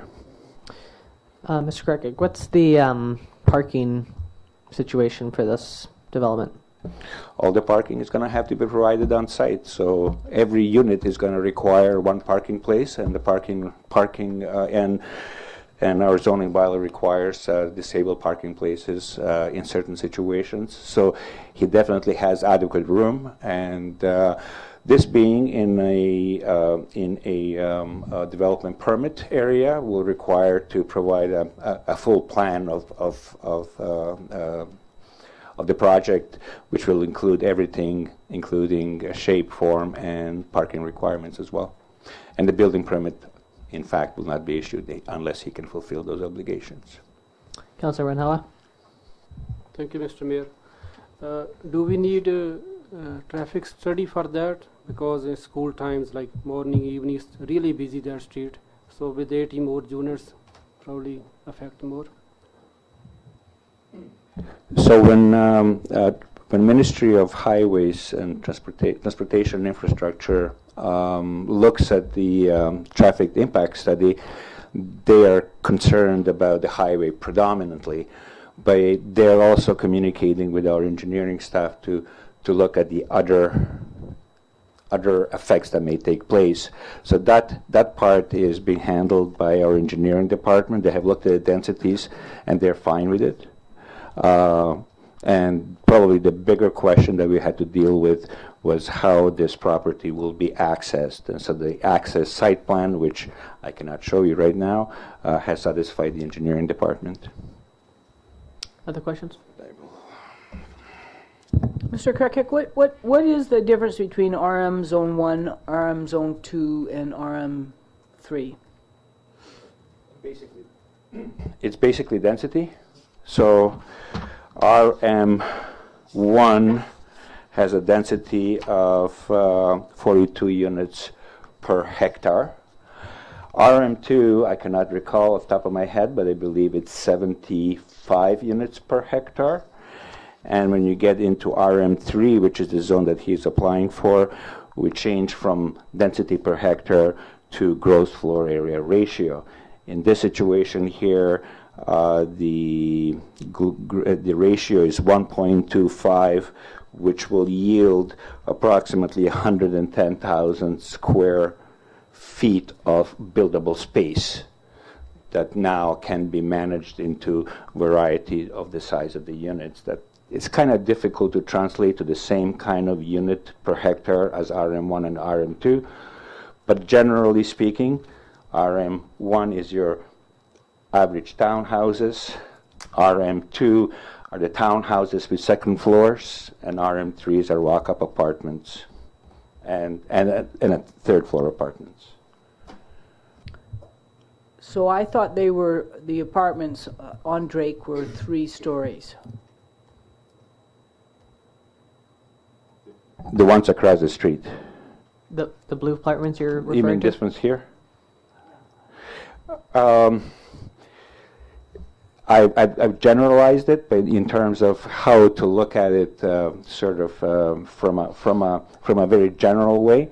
So generally, they've satisfied that density of RM2, which is in a neighborhood about 75 units per hectare. Yeah, I'm very aware of NIMBY there, but I also am just wondering really whether we want to go from a density of people who have an RM1 to an RM3, and wondering why we wouldn't look at an RM2, and particularly since if RM2 is 75 units per hectare and he's only looking at 80 units per hectare. So that's what my question would be, if it's really appropriate to put something with such a fairly large discrepancy right beside each other, right? I will ask the applicant to address that at the public hearing. But that being said, there's this sort of a break-even point when you're doing construction in terms of number of floors and the cost of getting off the ground and ability to create units that are stacked up provides this kind of opportunity and options. And yes, this property is 0.7 hectares, 1.9 acres, or 0.75 hectares. So, it's a balance between, in terms of urban fabric and urban setting, 80 units. This property for RM3 can provide more than 80 units. The desire to have a certain form and shape and mix of the units is something that's desired of a developer, and the cap on 80 units kind of gives you the idea that the idea that is going to be in between the RM2 units that are behind it and the Oasis apartments. It's going to kind of sit in between. Councillor Niche. Basically, along the lines of what I was just going to say, I attended the meeting also, and to me, it's fitting into what the rest of the neighborhood is. There's already apartments there. There's apartments across the street, both directions, and townhouses, so it's a fairly high density area already, and from what he was proposing, I don't see that this would be wrong for the area. I think it's fitting into what's around it. Other questions? I just have a statement to council that I think we should be looking at what we want and as we grow the community with public open spaces.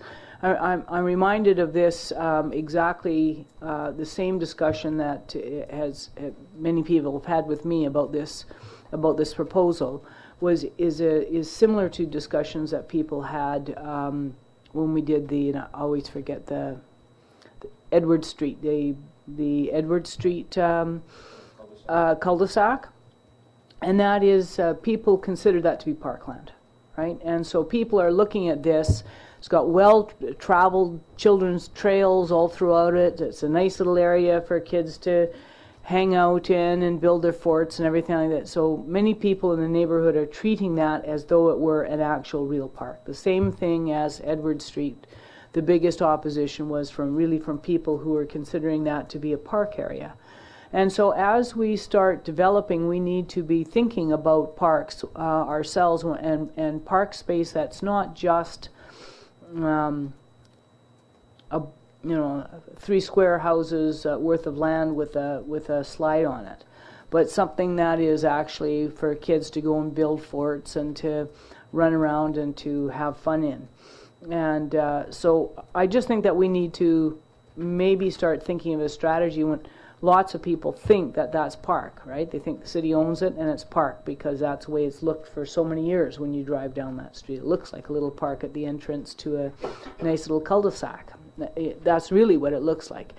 And so I think that we really should start thinking as we drove around town with council and had a look at the various places where we owned land and building sites. Are there some places where we should be looking to see if we need to put money aside and into a park reserve fund and take money out of a park reserve fund and buy some of these actual spots that have high kid values, high kid use, and high kid value.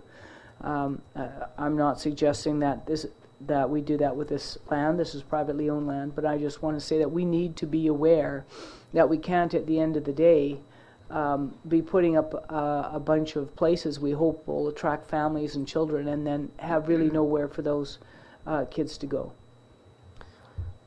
And that's a good point, actually, Councillor Thurkelson. And we just did our placemaking workshop, which is all about this type of thing. I actually used to live there when I was in high school, in the Blue Apartments.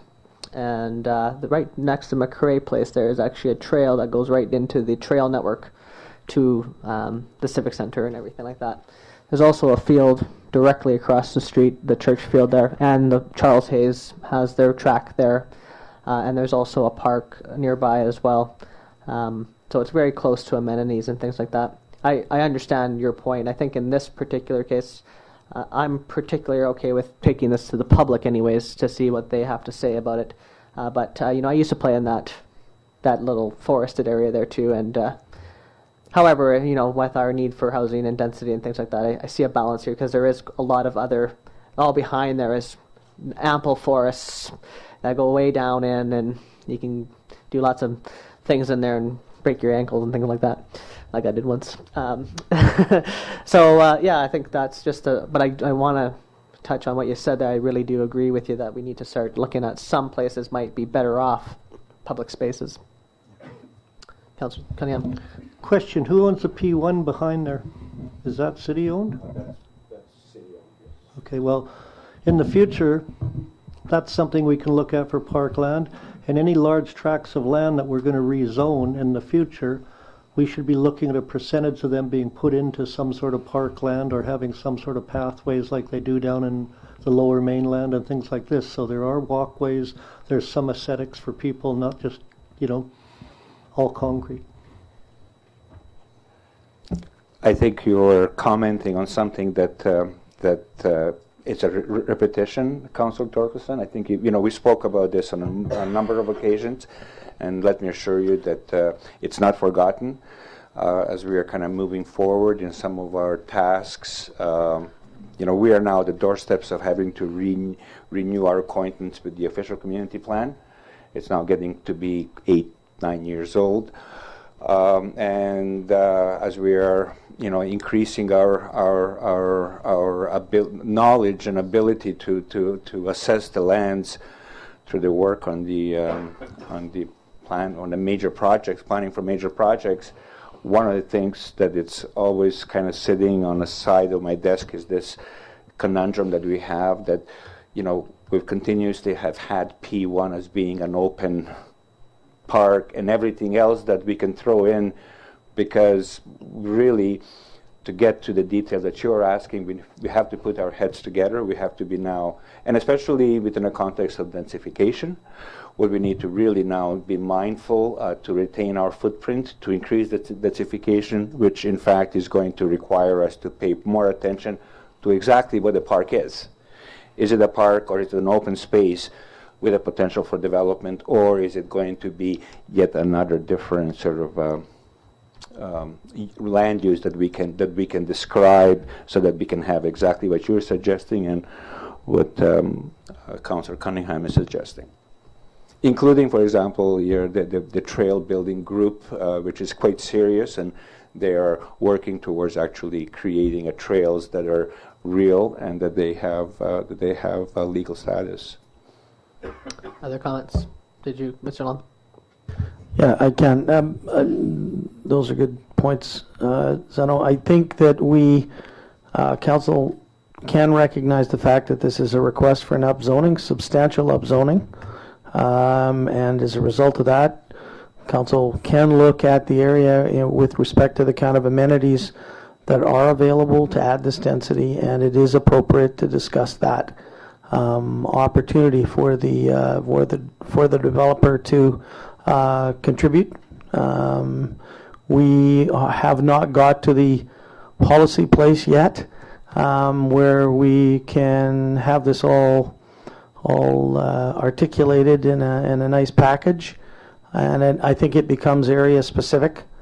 Certainly, there's after doing the work on the placemaking, there's a need for us to really look long and hard at going to the maximum density without making sure that we're building the kind of neighborhoods that we want and that the amenities are in fact there.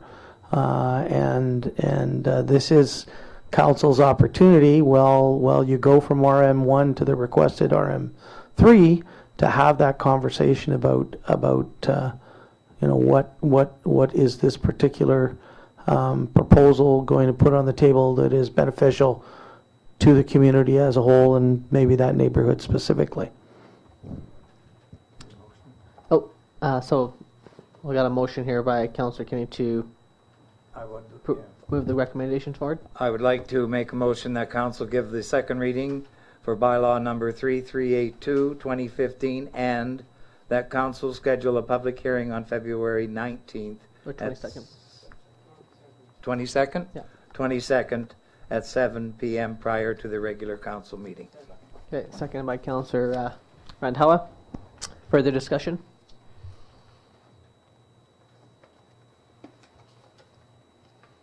Okay, hearing none, call question. Okay, all those in favor? Any opposed? Motion's okay.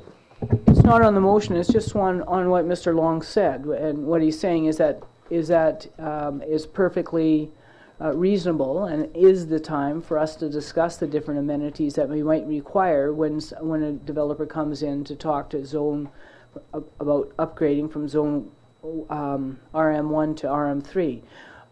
If that's the case, when I'd like to ask Mr. Long, how do we have that conversation without getting ourselves mired down? Because next time there would be a public hearing, and then they would immediately want us to vote on increasing it to RM3. That's what the pattern's been. But where do we insert ourselves into this discussion to make sure that we have that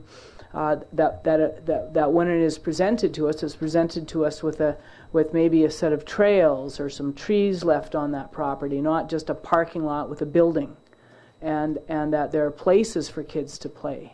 Even though, Lee, I mean, you might have broken your ankles on there. I've walked that place lots, but it's not a good walking place for adults. Might be a good walking place for kids. I've chased mine up that trail many a time, but I can tell you it's not a kind place for adults. Wet. And, you know, what is appropriate? What's appropriate for a buggy-pushing mother is that trail is not an appropriate buggy-pushing mother trail. So when can we enter? How do we get ourselves engaged in that conversation? Yep, I think that's a great question. That's a question the council's been asking a number of times as a number of development proposals have come through the door.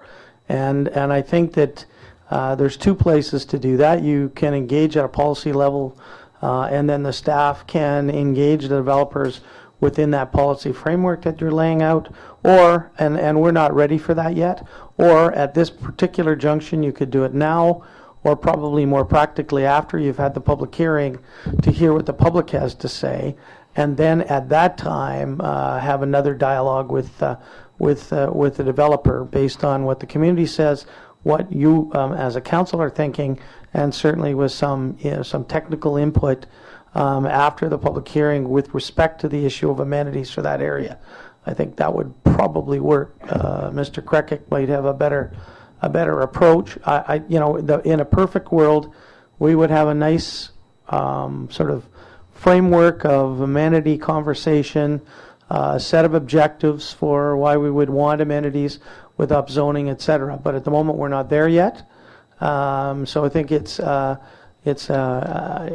legitimate thing to do because council is actually adding a substantial amount of density to these properties, and want to make sure that any of those issues that you think might be there and doing that are been addressed one way or another. And it's usually a fairly collaborative conversation with the developer, try and find what where there is, sort of an intersection between what the developer would like to do on that property and what council would like to make sure is the result for the public interest and for the people in the neighborhood and the community at large. So I think we've got a couple. We could start that discussion now if you'd like, or we could workshop it, or we could wait until you get the input from after the public hearing, and then we can have another conversation. It's a little more complicated after the public hearing, as you know, but it's not impossible. I just think we should have that conversation at this juncture. I'll just say too is that later in the agenda,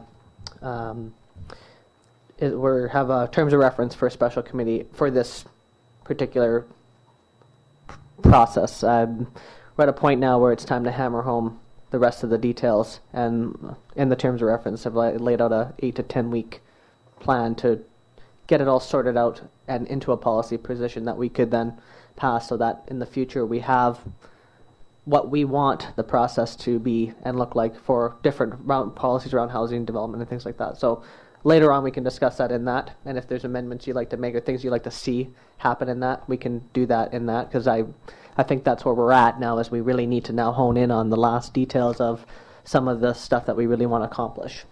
But that's a great question.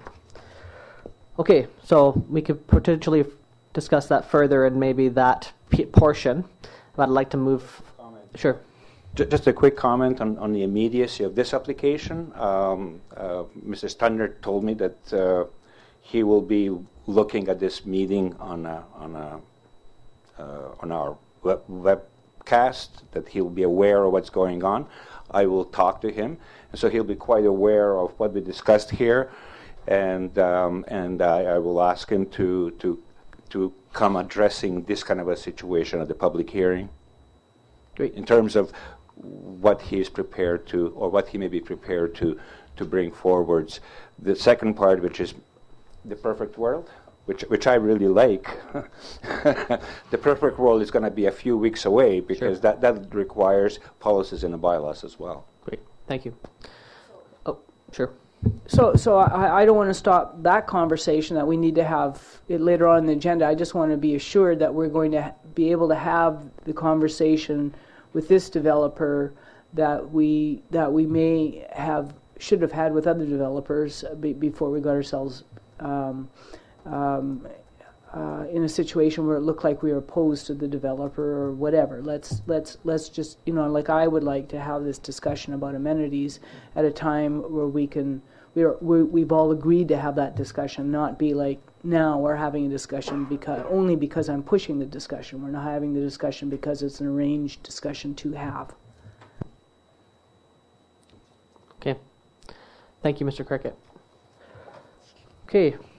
Report from corporate administrator regarding the general local elections bylaw number 3385, 2016.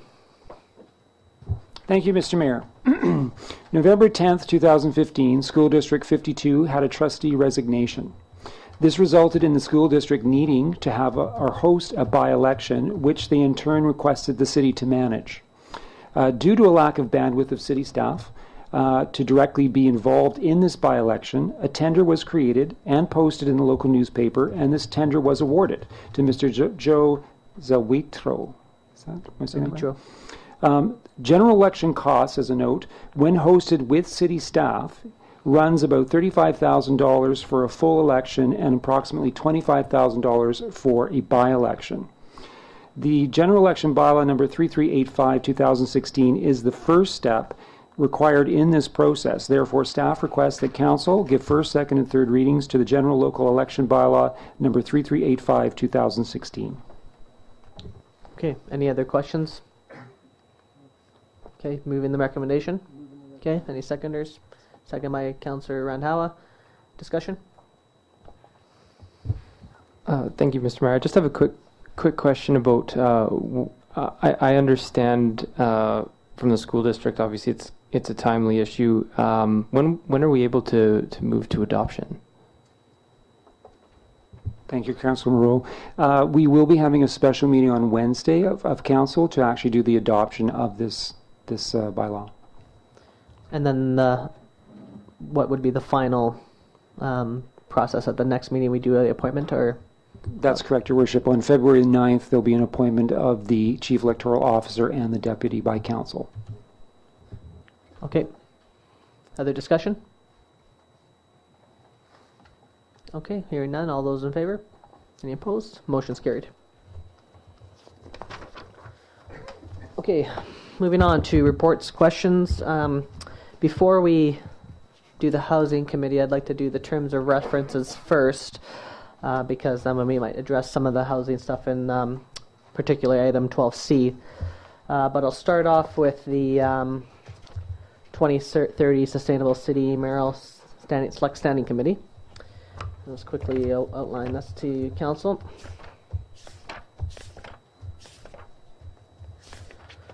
So I'm just going to read this out, and then we can have a discussion. So the 2030 Sustainable City Mayoral Select Standing Committee's purpose is to advise Mayor and Council on policy development in regards to renewable energy production, food production, and a variety of other sustainability-related initiatives. The committee will focus especially on policies and best practice used by other communities around the world to be integrated into the city's core planning objectives. Note that this group is not about specific projects in the community, but an overarching policy framework that will enable sustainable development initiatives in the community. Building community resilience is increasingly being recognized as a pathway to addressing a multitude of interconnected community problems. Resilience is defined as the ability to withstand sudden outside changes such as climate change, economic contraction, and a reliance on a traditional boom-and-bust economy. Examples of ways to achieve resilience is by reducing consumption, the production of local food and energy, investment in building and diversifying the local economy, and preserving local ecosystems. The 2030 Sustainable City Mayoral Select Standing Committee will embrace three general areas. 1, jobs in the economy, developing, diversifying, and creating green jobs through innovative finance and ownership models, appropriate policy development, promoting energy efficiency, and promoting renewable energy production. Number 2, greener communities, support green transportation, waste recycling, access to nature, green building retrofits, local food initiatives, and edible landscaping. Number 3, social well-being, support volunteer organizations, enhance access to recreation and interaction with the environment, and develop a culture of placemaking.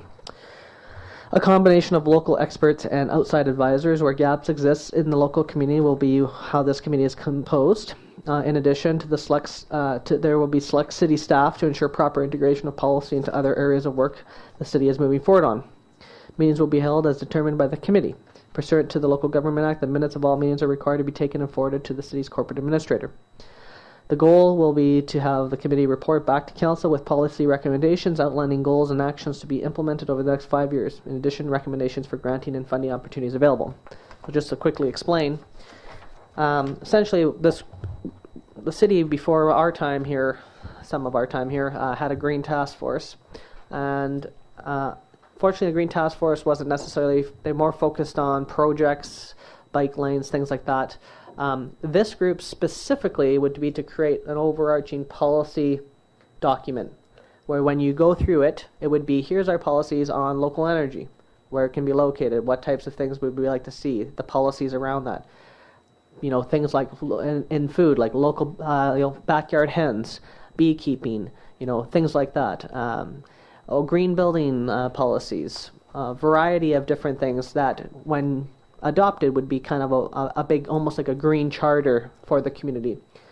Basically to allow people in the community to start doing things like growing food in their backyards, or which they can do now. But what are our policies to help neighborhoods redesign themselves? What are our policies to do a variety of things that a lot of other communities are doing? So the group's intention would be it's going to be a kind of a heavy load for this group, but it will be reviewing policy documents from places like Portland, places like Vancouver, other places, and picking out different policy or just different policies that they have, and seeing if we can integrate some of those policies into Prince Rupert that would work for us.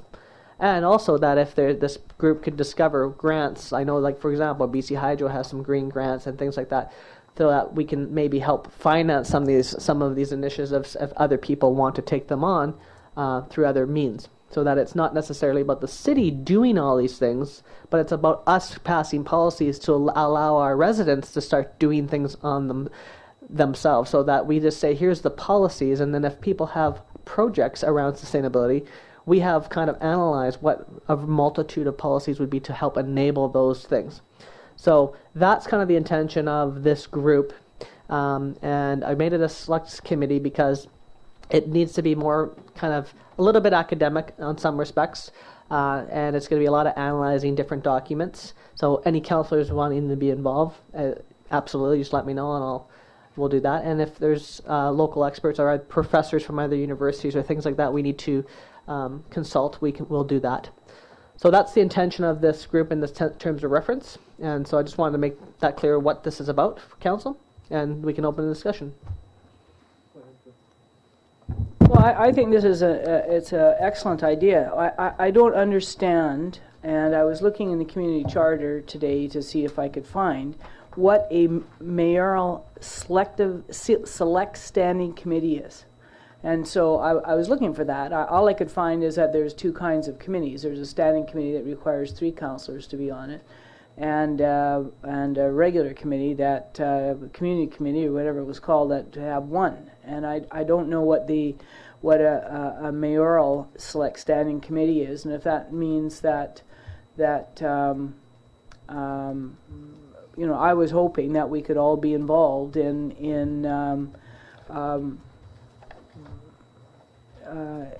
setting what this committee should do, and what in more specific terms of reference as time goes on, and then not just be the mayor, but that this be a committee of council.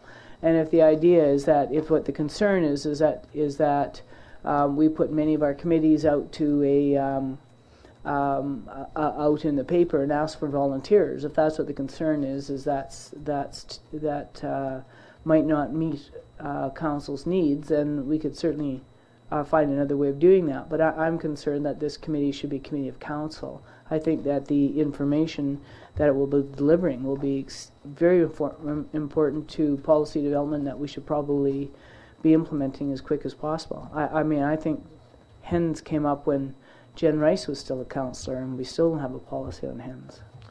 I think actually it's probably, I think you might be misinterpreting what it is. I'll let Mr. Long answer.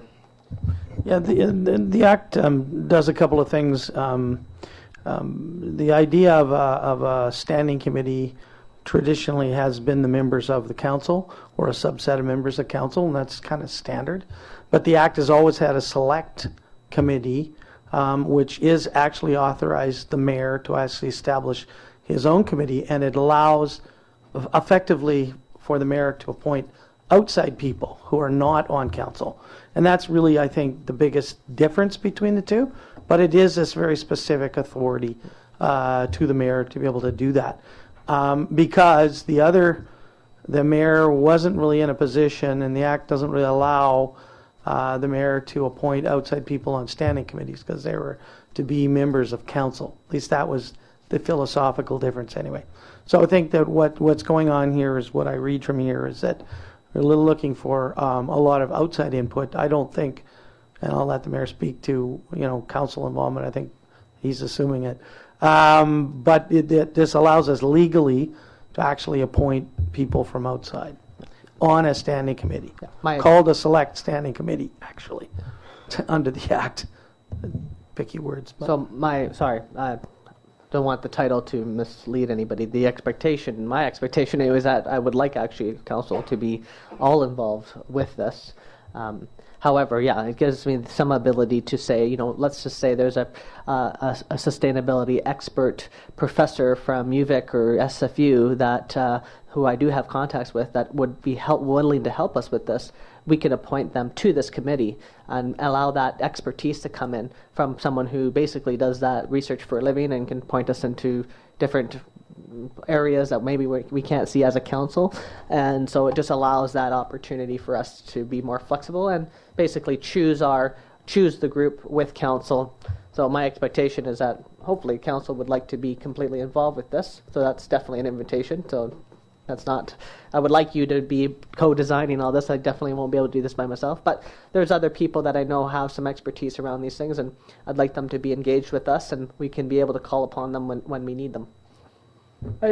I'm not,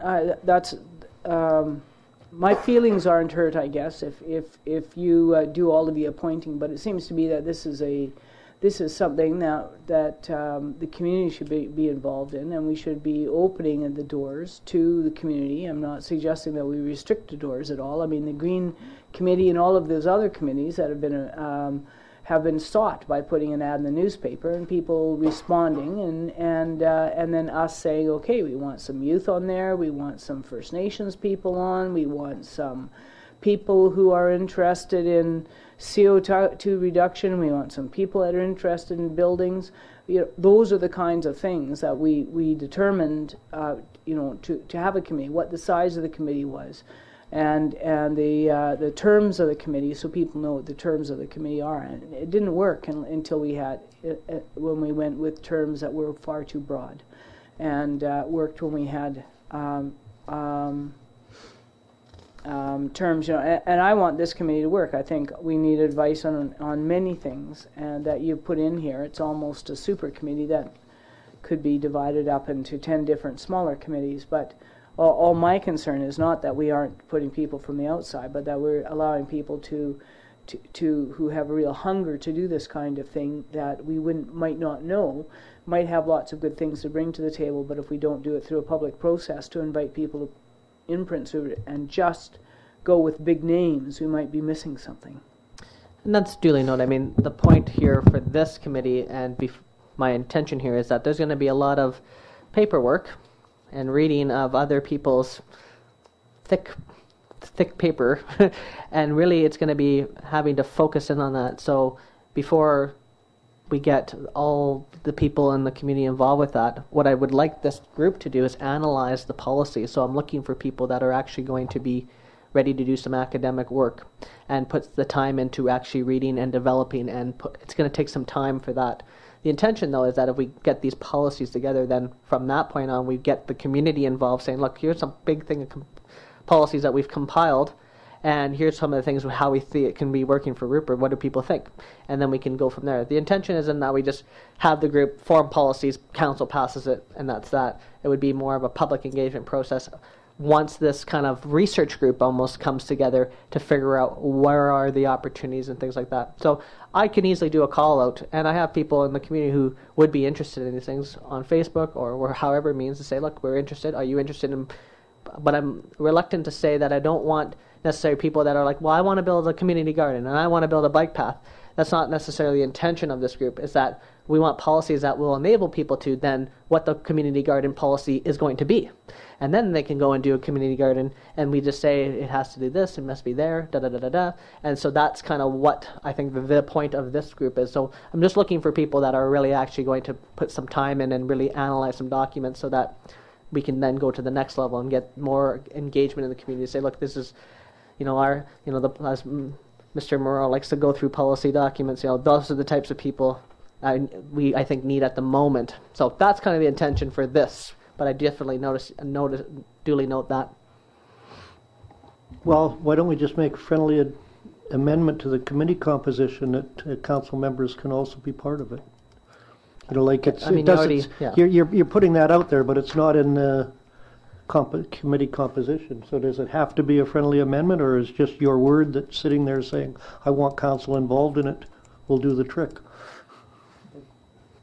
I think the issue is this is one of the only things in the Act that the mayor actually has the authority to appoint people.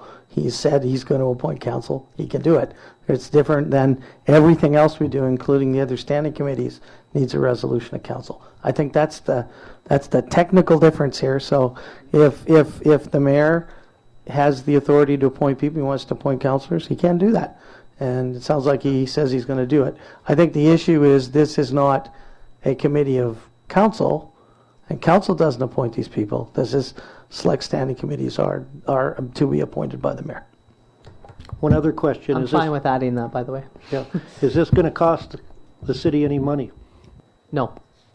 This is going to be no consultations, things like that. It's going to be volunteer effort on my part, on whoever is part of the committee, to really go through the documentation. A lot of the work's been done for us by a lot of other communities. The job is to really compile the information, see how it could fit, other policy development could fit into this environment, and that. So it's going to be some legwork in the beginning here for whoever is on this group. However, there are a lot of academic types in the community. There's people here on council who are probably interested, maybe some that aren't, to necessarily go in that phase. But that's kind of the intention here. So I'm absolutely happy to add council to the language, or unless you trust me that I'm going to invite you all to be a part of this, then we can just leave it how it is. Further discussions? So yes, I would love everybody here to be equally part of this and design this process together and all that, just given the ability to appoint other folks if necessary. Okay, so moved by Councillor Cunningham, second by Councillor Moreau. Further discussion? Okay, all those in favor? Any opposed? Motion's carried. Okay, moving on to item C12C. So the next piece here is exactly kind of, I think, what we're all trying to achieve. This was based on, you missed the last meeting there, Councillor Thorkelson, but we had, Mr. Creckett had presented, okay. Basically, I'll read this out. So the special committee will review the current core documents, our OCP, our zoning bylaw, our downtown development permit guidelines, and planning for major projects work completed to date. Based on the review and anticipating projects, major project influx and construction associated shadow population, the special committee will establish policies relating to managing applications for amendment, scheduling PMP tasks to completion, coordinating incorporation of immediate components such as affordable housing policy, secondary suites policy, planning for major projects, land use plan, etc. Scheduling updates to the official community plan, zoning bylaws. So the intention of this special committee will to bring the recommendations to integrate all different aspects of our planning work into coherence with each other. In addition, this committee will provide a framework for policies on how to manage,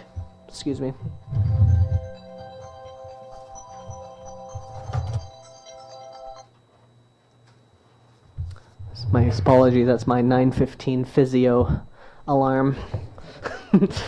Okay, the intention of the special committee will to bring the recommendations to integrate all the different aspects of our planning work into coherence with each other. In addition, this committee will provide a framework for policies on how to manage a plethora of short-term and long-term community planning tasks and initiatives which are coming all at one time.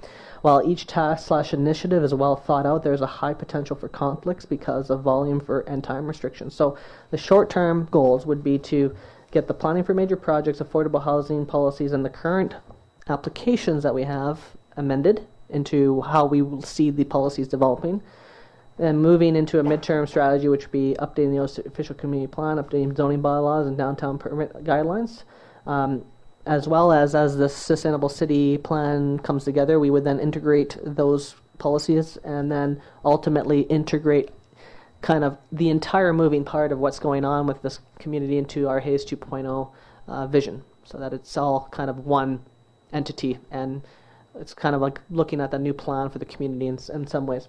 So this committee will be led by Zeno Creckett, our city planner, and will continue under the general outline of the current planning for major projects initiatives. So Mr. Creckett has been working with a team of different professionals on developing all this work. So we're saying continuing with the same kind of model that we've been going at and the work that's been getting done to date.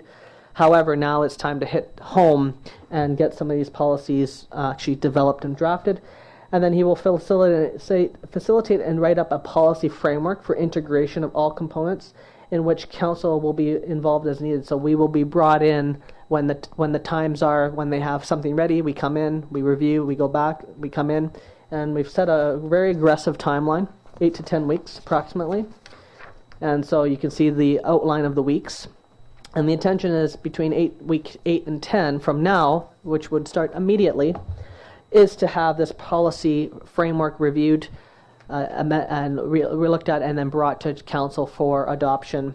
And the questions of what you just said, for example, Councillor Thorkelson earlier, like, for example, do we need to amend a policy where in the middle of rezoning, do we need to have another session where we talk about amenities and what we would like to see and things like that? And do we actually make a policy that that's the case, which we don't have right now, as Mr. Long had said. So we need to get that all sorted out in this committee. So it's going to be very quick and it's going to be a lot of work, but I think we can achieve it, as Mr. Creckett believes as well, hopefully. And I'm not sure if, Mr. Creckett, did you want to come speak to anything of what I had said today on this? Yeah, I would like some of your input here before council asks some questions.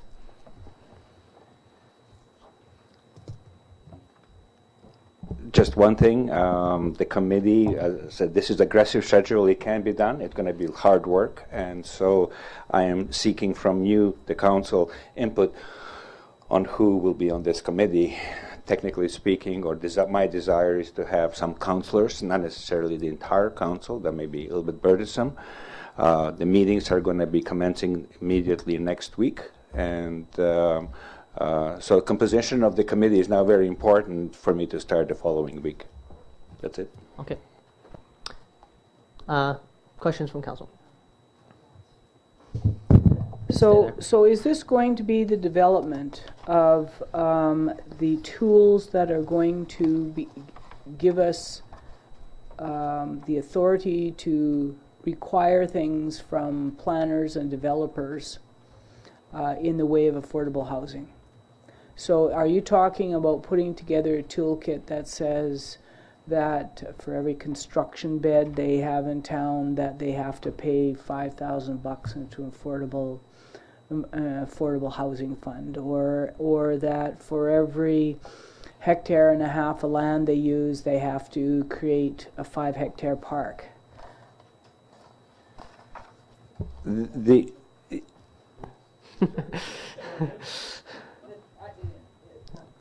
So the intent of this is a framework to get things organized. So I'm not sure that we can, in this sort of framework, we can reach actually to the level of fleshing out the actual policies. One of the first things that we need to do is really coordinate our work so that we don't trip over planning for major projects over the applications that we have in the projects. That's the first step. This whole conundrum of densification, location, where is the best densification, how are we going to treat our parkland, but in a policy framework. The establishing essentially the priorities. What is number one and what is number two? Is housing policy at most number one. If it purges to be number one in this conversation, then it will be, as Councillor Miro asked me last week, how quickly you can have the affordable housing on the table. I'd say that, we can walk and chew gum at the same time. So working on this piece and commencing the conversation on affordable housing policy can be done at the same time. We have the framework that was given to us in that report from Urban System that gives us all the tools the legislation allows. It's now a conversation of how to put them together, and I think the policy will try to put them together to say, how do we match affordable housing, secondary suite policies, and densification into one package that is going to make sense. Not necessarily it's going to be all one policy, but how are we going to manage it into one framework so that we don't trip over each other? We are still, under siege. There's applications that are coming in daily, and at the same time we are trying to project something that's of a different nature, and all this is about coordinating different aspects of the work. I'm sorry, Mr. Guy. The answer was yes. Okay, because I wasn't quite sure if this was really a committee of staff that where you're trying to get, for lack of a better word, your own shit together, or is it not? Or is I'm talking with all the departments and everything else. You have to have a coordinated body to know what they're doing, right? Or is this a place for council to do what I want to do, which is have discussion on putting proposals together for specific policies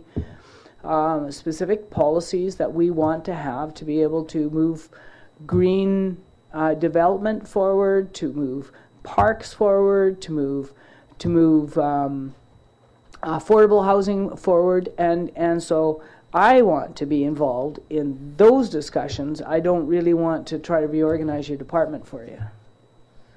No, definitely it's the latter one, the former one. I think we have our together.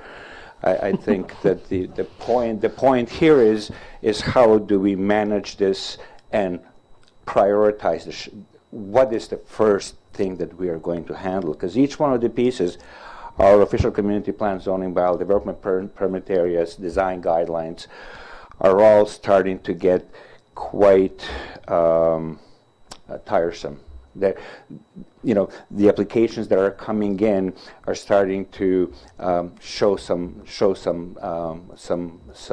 tiredness in the documents that need to be updated. How quickly can we update that while at the same time we have this pressure on affordable housing, we have pressure on secondary suites, we have pressure on a number of things. So, having our stuff together, I think we do have our stuff together. Having the input of the nature's second part, as you've said, the answer is yes. I think in this situation, I think the staff is seeking council's input so that we can realistically come out and say, okay, in 10 weeks' time, there are benchmarks in there and workshops with the council that council is not going to be sitting around just kind of listening at the end result. The idea is that we're going to put this thing together and be able in 10 weeks to say, now we have certainty. You know, when the application comes in, we have certainty where we are going with it. And if we don't have the tool available, I think we can find a method how to make it stick, right, Bob? Mr. Cricket, I agree with Councillor Thurkelson what she's saying. My thought around this too was that we're going to have that ability to have some specific conversations. So I think maybe in the time frame we should schedule almost like let's get council to really think about what we want to do with some of these specific concerns. Because I would like to just see if we can try to get that all done at the same time. I would be willing to put more energy and work into it to do that now than to try to do this and then maybe do that after it. You feel that we could try to? Well, I think where, do it all type of where thing there is a will, there is a way. I understand that the council is very eager. I'm committing to a very aggressive schedule, and I think we can reach it. I think that this group is of the latter nature, Councillor Thorkelson, where we're really, for staff to be continuously telling you what we are doing and how we are doing it, that's not the point. You know what we are doing. Now we need to hear how we're going to schedule this thing and start making inroads in doing some of these things. We're doing it under the auspices of planning for major projects, and you have a fairly good project team already around you, and so we can distribute the work very quickly. Great. Mr. Long? Yeah, if you look at this last page. Your microphone. If you look at the last page, you'll see day one, we're going to get together for a full day to lay out, okay, what are we going to do in the next 8 to 10 weeks. You'll see in week 5, half-day meeting to review draft materials. That, as far as I'm concerned, is where council comes back in. We start to present how the work is going, where we're going, what we've done, and then at the end, or at 8 weeks, workshop with the council to basically have a conversation with you about, okay, here's the tool for secondary suites. Did we hear what you said at the first day, at the 5th week, and at some other place in between? Because I think when I read this, that Zeno is saying, I will need to bring councillors in who are on this committee, relatively short notice, and say, okay, today we're going to work on secondary suites. Here's all the information I've accumulated. Here's a proposed policy on secondary suites. We need to get your feedback. What do you guys think? And this is what it will give us. So if we had a policy on secondary suites, it would give us, 350 more units. So that's what you want to hear is, okay, we got that tick. We do some work on affordable housing and social housing and how to, what you said is like, okay, we've now done a bunch of work. We now know that the average price per unit that should be put in an account is X, and here are a bunch of other things that you talk about. Now we need council to say, is that the right number? Is that the right policy? We're going to present, low cost city land to make these things work. Are you good with that? We'll put it in a policy. Because as soon as we do that, somebody's going to come in and say, okay, let's do that now. And so we need to so we are going to have, whoever wants to be actively involved, working with Zeno and myself and some of the rest of the team to actually come up with some real hard outcomes, tools, as you would say, tools in the toolkit. And we're going to have to be able to do that in real time to be able to make this kind of time frame. So that's my interpretation of what his report said. So he'll let you know if I got it right or not. This is all right. The whole thing is that let's cut to the chase. Those who are prepared to come out to the meeting, Bob and I will strategize on staff, and I think that we should be bringing in some outside individuals into this conversation. And the first meeting is next Tuesday, which is January. What's the date next Tuesday? February 2nd. And when I get the names tomorrow afternoon, I'll do the invite and the location for the meeting, and we are off and running. And of course, as many of these things go along, there's always a reason to do some tax, but we will definitely stay on course. Great. Other questions? Okay, so what we'll do is we'll allow council the night to think about it, and then you can email me tomorrow, or I'll send out an email, and then you can let me know what level. There's going to be 3 particular spots that we would like all of council involved, the week 1, the week 5, the week 8, 10. However, there might be kind of, okay, well, we got this, come, and so if you're not wanting to be at that particular level of engagement, then we'll decide that you can sleep on that tonight and just make a decision tomorrow. I'll send an email out. So any further discussion on this matter? One quick question. Yeah. Next Tuesday is an all day? That would be, within a context, I think that we need to have a conversation that's in a neighborhood of 6 hours. So I said a full day, so that could be something like 10 to 4 or noon to 6 or along those lines. Okay, so there's no further discussion. I'd entertain a motion to receive the terms of reference made by Councillor Cunningham, second by Councillor Moreau. Any further discussion? Okay, hearing none, we'd like to call question. Okay, all those in favor? Any opposed? Okay, that motion's carried.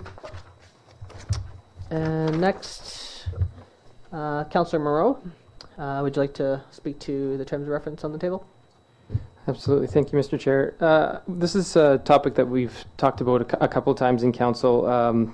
The one-pager is pretty self-explanatory. The one slight simplification I'd like to make for what's presented is just the last 4 items of the last bullet point there.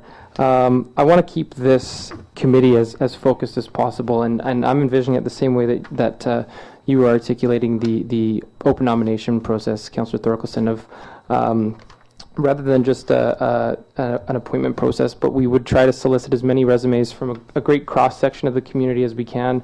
We want to try, in my opinion, we want to try to have a great diversity of perspectives on this committee. You'll see I've got it labeled as an advisory committee because the way that I've envisioned it and the feedback that I've been getting is we really want a body with perspectives that are not in the world of local government, but with people that deal with local government on a regular basis, whether that's developers, whether that's small business owners, different people like that. And so, yeah, if there's any questions, I'm happy to answer them the way it's presented. I have lots. It seems to me that this committee is going to advise council on just about everything. That's. I was wondering, like, what is the purpose of this committee?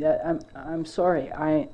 When I read this, it just seems to say that we're going to have a second Chamber of Commerce or Business Committee that's going to be standing behind council's shoulders, advising us on every single thing down here, because we're going to review and comment to the city manager on local and regional land use and small business economic development plans. I think that's legitimate initiatives and studies. Major bylaw reviews. I'm not so sure I want the Chamber of Commerce reviewing our bylaws. Development permit guidelines, engineering road standards, long-range road system and traffic planning, area-wide calming projects, and parks master planning. Councillor Thorkelson, sorry. That last section there from engineering road standards, I believe, was kind of an error in the terms of reference. Correct me if I'm wrong, Councillor Moreau. Is that... That was the suggestion I was making, is to take out those final 4 points, just to remain focused. And I understand your concern there, Councillor Thorkelson. I'm not envisioning this as a committee of people standing over our shoulder and second-guessing every decision we're making, but rather for decisions that we make and for initiatives that we undertake that affect small business in this community. I want a greater spirit of collaboration where it's not a committee that's designed to review absolutely every document that we create and provide feedback. What it is it's a body that's designed for us to garner perspectives that we don't normally hear in the development of any of our we don't have a small business economic development plan for one, and I would love to see that as an initiative for something like a business walk or a downtown business improvement area or a new business welcome package. Different initiatives like this, I'm envisioning this body to really take hold of, where it's really more of a research and recommendation body, I think is the best way to describe it.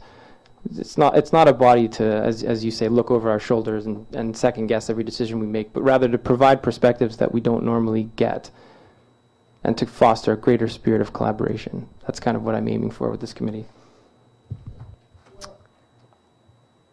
Go ahead. And I just, we go up one bullet above it. Foster public awareness, recognition, support for optimizing use of urban land base according to sustainability principles. I'm not too sure what the businesses have with optimizing use of the urban land base.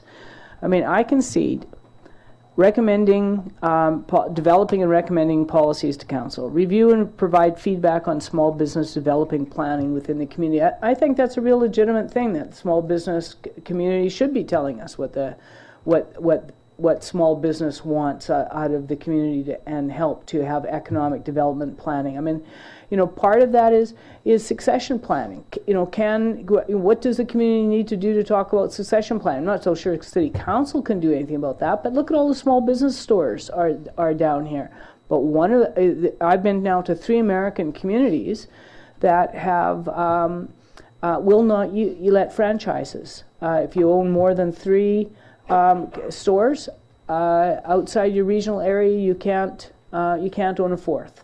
And that kind of thing is to promote independent businesses. Portland is one of them. There's a number of other communities where they are just trying to promote small businesses to make themselves look different, not to make themselves look like they're just the McDonald's strip mall franchise of the world, right? And I think that's a really good thing that we should, and that could have repercussions on council, right?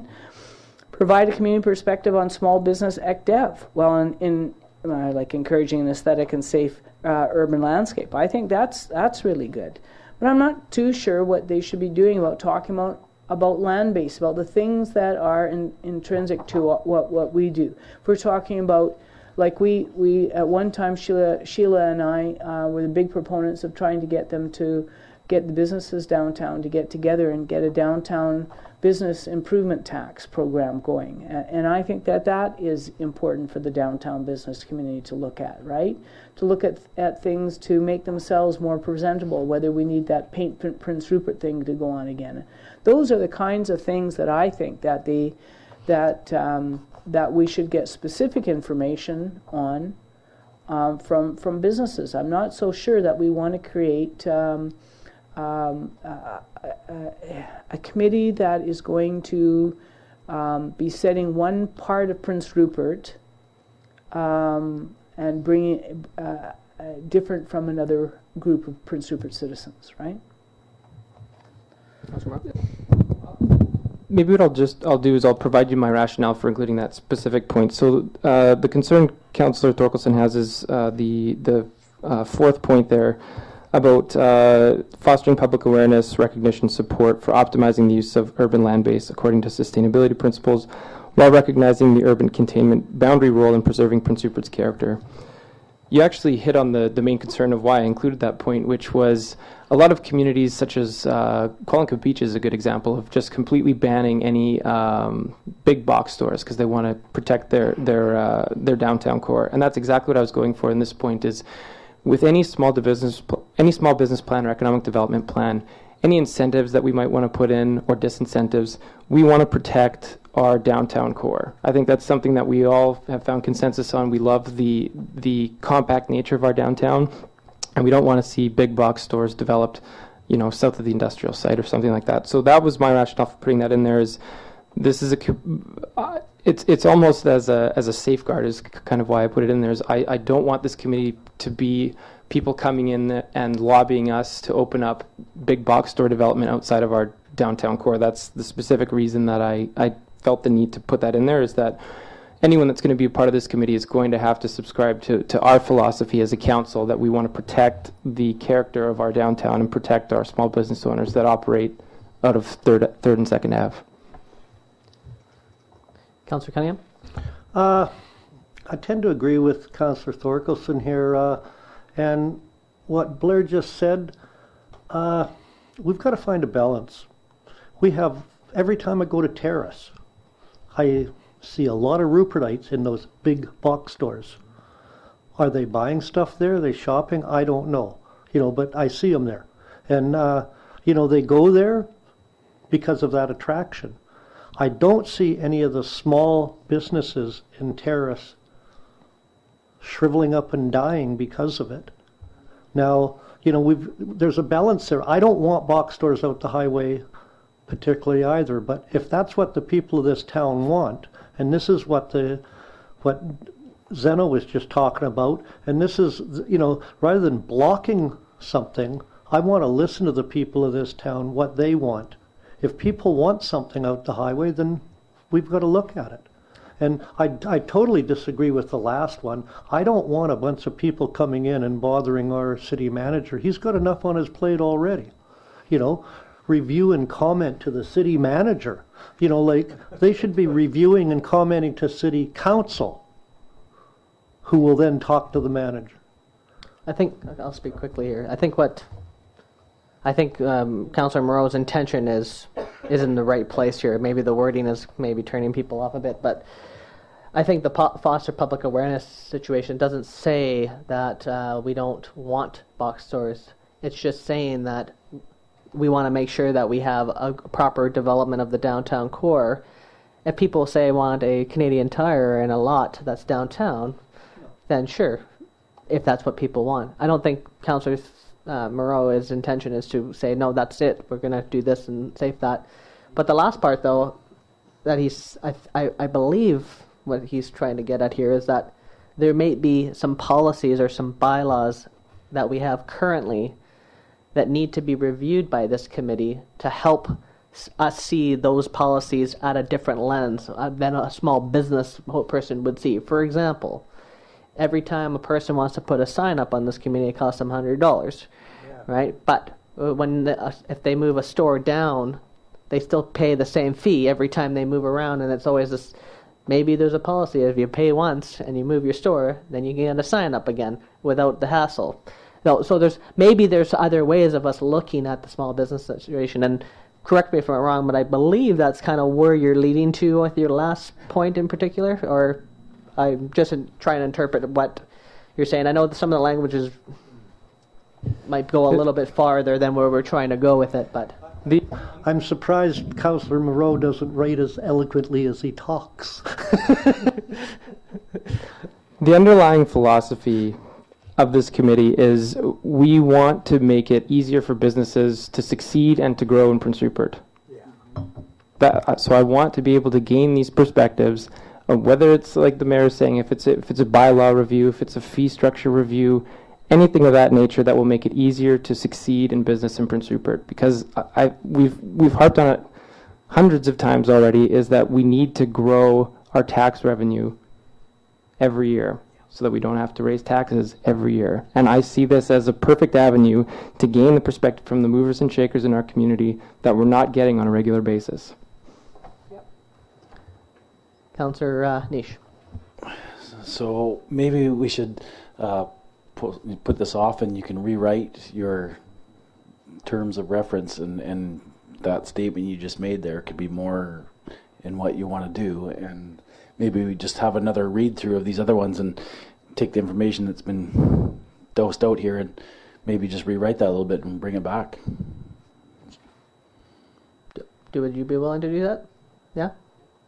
And then we can put it on the next council agenda. Yeah? And I do want to tell Mr.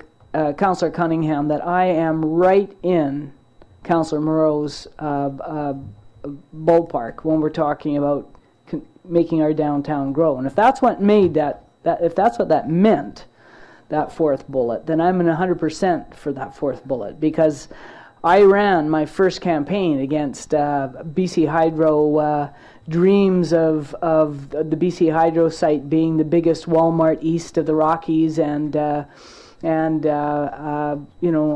seeing our downtown just dry up as everybody moved out to the strip malls, and we could look like Terrace. And so I don't want to look like Terrace. So I am right on with you there, brother. That sounds good to me. You can just keep that bullet in there, and just next time explain it to me before the meeting. That's what that means. Okay, so it sounds like there's just some quick amendments that need to be made. So maybe we can just tweak it a little bit. So so the motion, I don't know if we need a motion here, but we'll just get it on the next agenda. Does that work for you? Yeah. Great. Okay. Good discussion. Okay, moving on to Housing Committee report. So, as we talked about in the terms of reference for the planning for major projects, we're going to really zone in on the policy development for that specifically. Also, the committee met before Christmas, and now the consultant, Shauna Wolters, is drafting up basically a draft arrangement here, and she'll have that prepared, I believe, in the next 2 weeks, and then they're going to call the committee back together, so we'll let council know when that is. And so that's moving along, as well as I've recently just joined another committee. It's called the Community Social Services Committee, and in fact they were originally the Human Trafficking Committee in this community when the port was just getting started. It's made up of people from Victim Services at the RCMP members. There's a whole variety of people on that committee, and they've kind of shifted their focus a little bit now to looking at a drug and alcohol rehabilitation center in the community, having something set up there. And so what I've done, being part of this committee now, is I've kind of tried to connect them into Shauna and the work that they're doing with this other housing stuff, to see if there's the way that all of this can kind of come together around a bigger model of the services that the community needs, whether it's helping people on parole, maybe it's housing for youth that don't have a place to stay, or some people are talking about a men's shelter specifically, because that's a huge challenge in the community, whether it's drug and alcohol rehabilitation center mixed in with affordable housing. So right now, that's all being analyzed and discussed. So there's quite a little bunch of balls in the air on that. I think for us as a council, what we need to do in our planning for major projects thing is to really try to identify now the lots that we believe are the right ones for a development, and then we can just still pursue on our own where and what we believe is the right spots and what those types of developments should be, and even to extent of maybe even coming up with one particular development of our choosing of what we think is necessary in the community outside of this other committee while it gets itself together and starts to get drafts and reports and things like that. So I think we can maybe try to meet both in the middle. So there's quite a lot to do, but I think by the spring there'll be a whole variety of plans come together.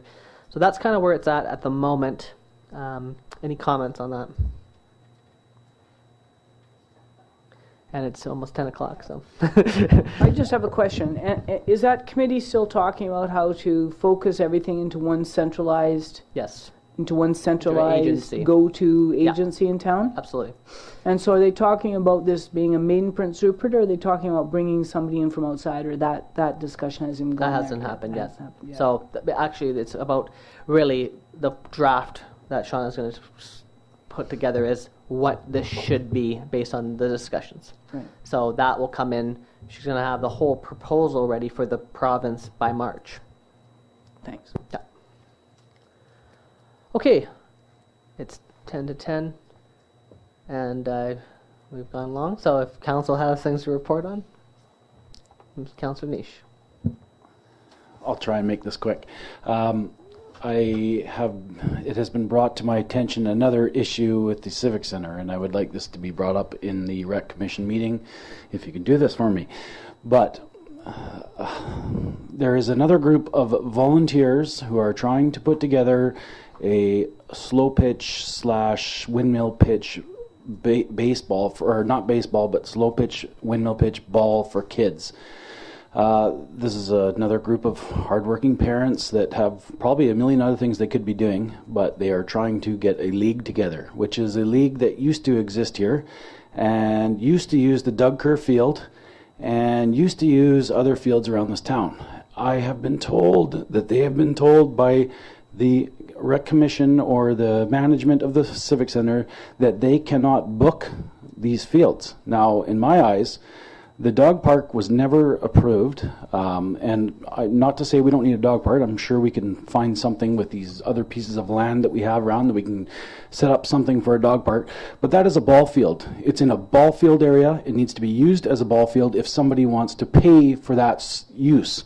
Also, they were told they cannot book these places. They cannot book the Crestview field. Right now, you drive up to the Crestview ball field. This is a ball field that is maintained by the city. The grass is still cut. There's still a bench in the dugout. This should be rented to these people if they want to set this league up. I'm pretty sure we have the insurance for it.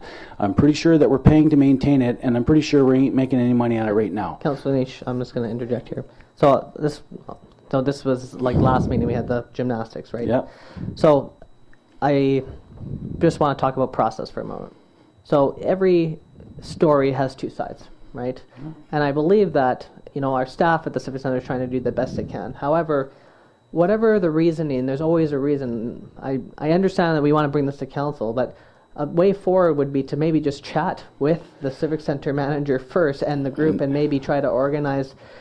I don't believe that our Civic Center manager is malicious to the point where they don't want people to have a gymnastics club or they don't want to have. And when we saw the paper with the gymnastics, it was clearly that she said, we're running out of storage. And we could facilitate the discussion, with them and the club and say, okay, here, what's the problem? What's the problem? I just want to say that is that because there might be a story behind why maybe that is the case. And I think that's something to be explored. I understand bringing into the concern here, it's great, but in many ways it does make it look like, we're kind of undermining our Civic Center manager when maybe she has a reason for those discussions. And I agree with your rationale, but I think we could have those discussions and without maybe making our Civic Center manager look like she's not doing her job or something like that. Because I get your concern. I just think there might be a better way for us to approach what's happening. If there's an issue with the community and staff, I think it's our responsibility with council to check in with staff and say, hey, I've heard this I heard this issue.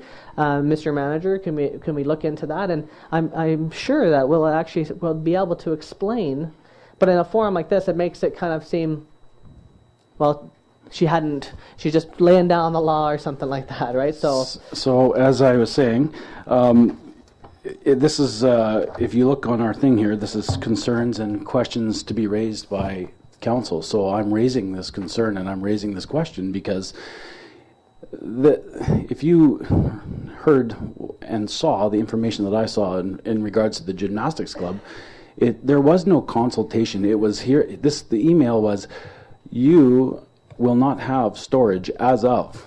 Now that to me is not acceptable, and I'm not going to get into that one again tonight. We've probably lost them as a tenant already, and I'm looking at this from the same perspective on this. This is, these are hardworking people that are trying to get something going again. These are fields that we have. Why can they not rent a field?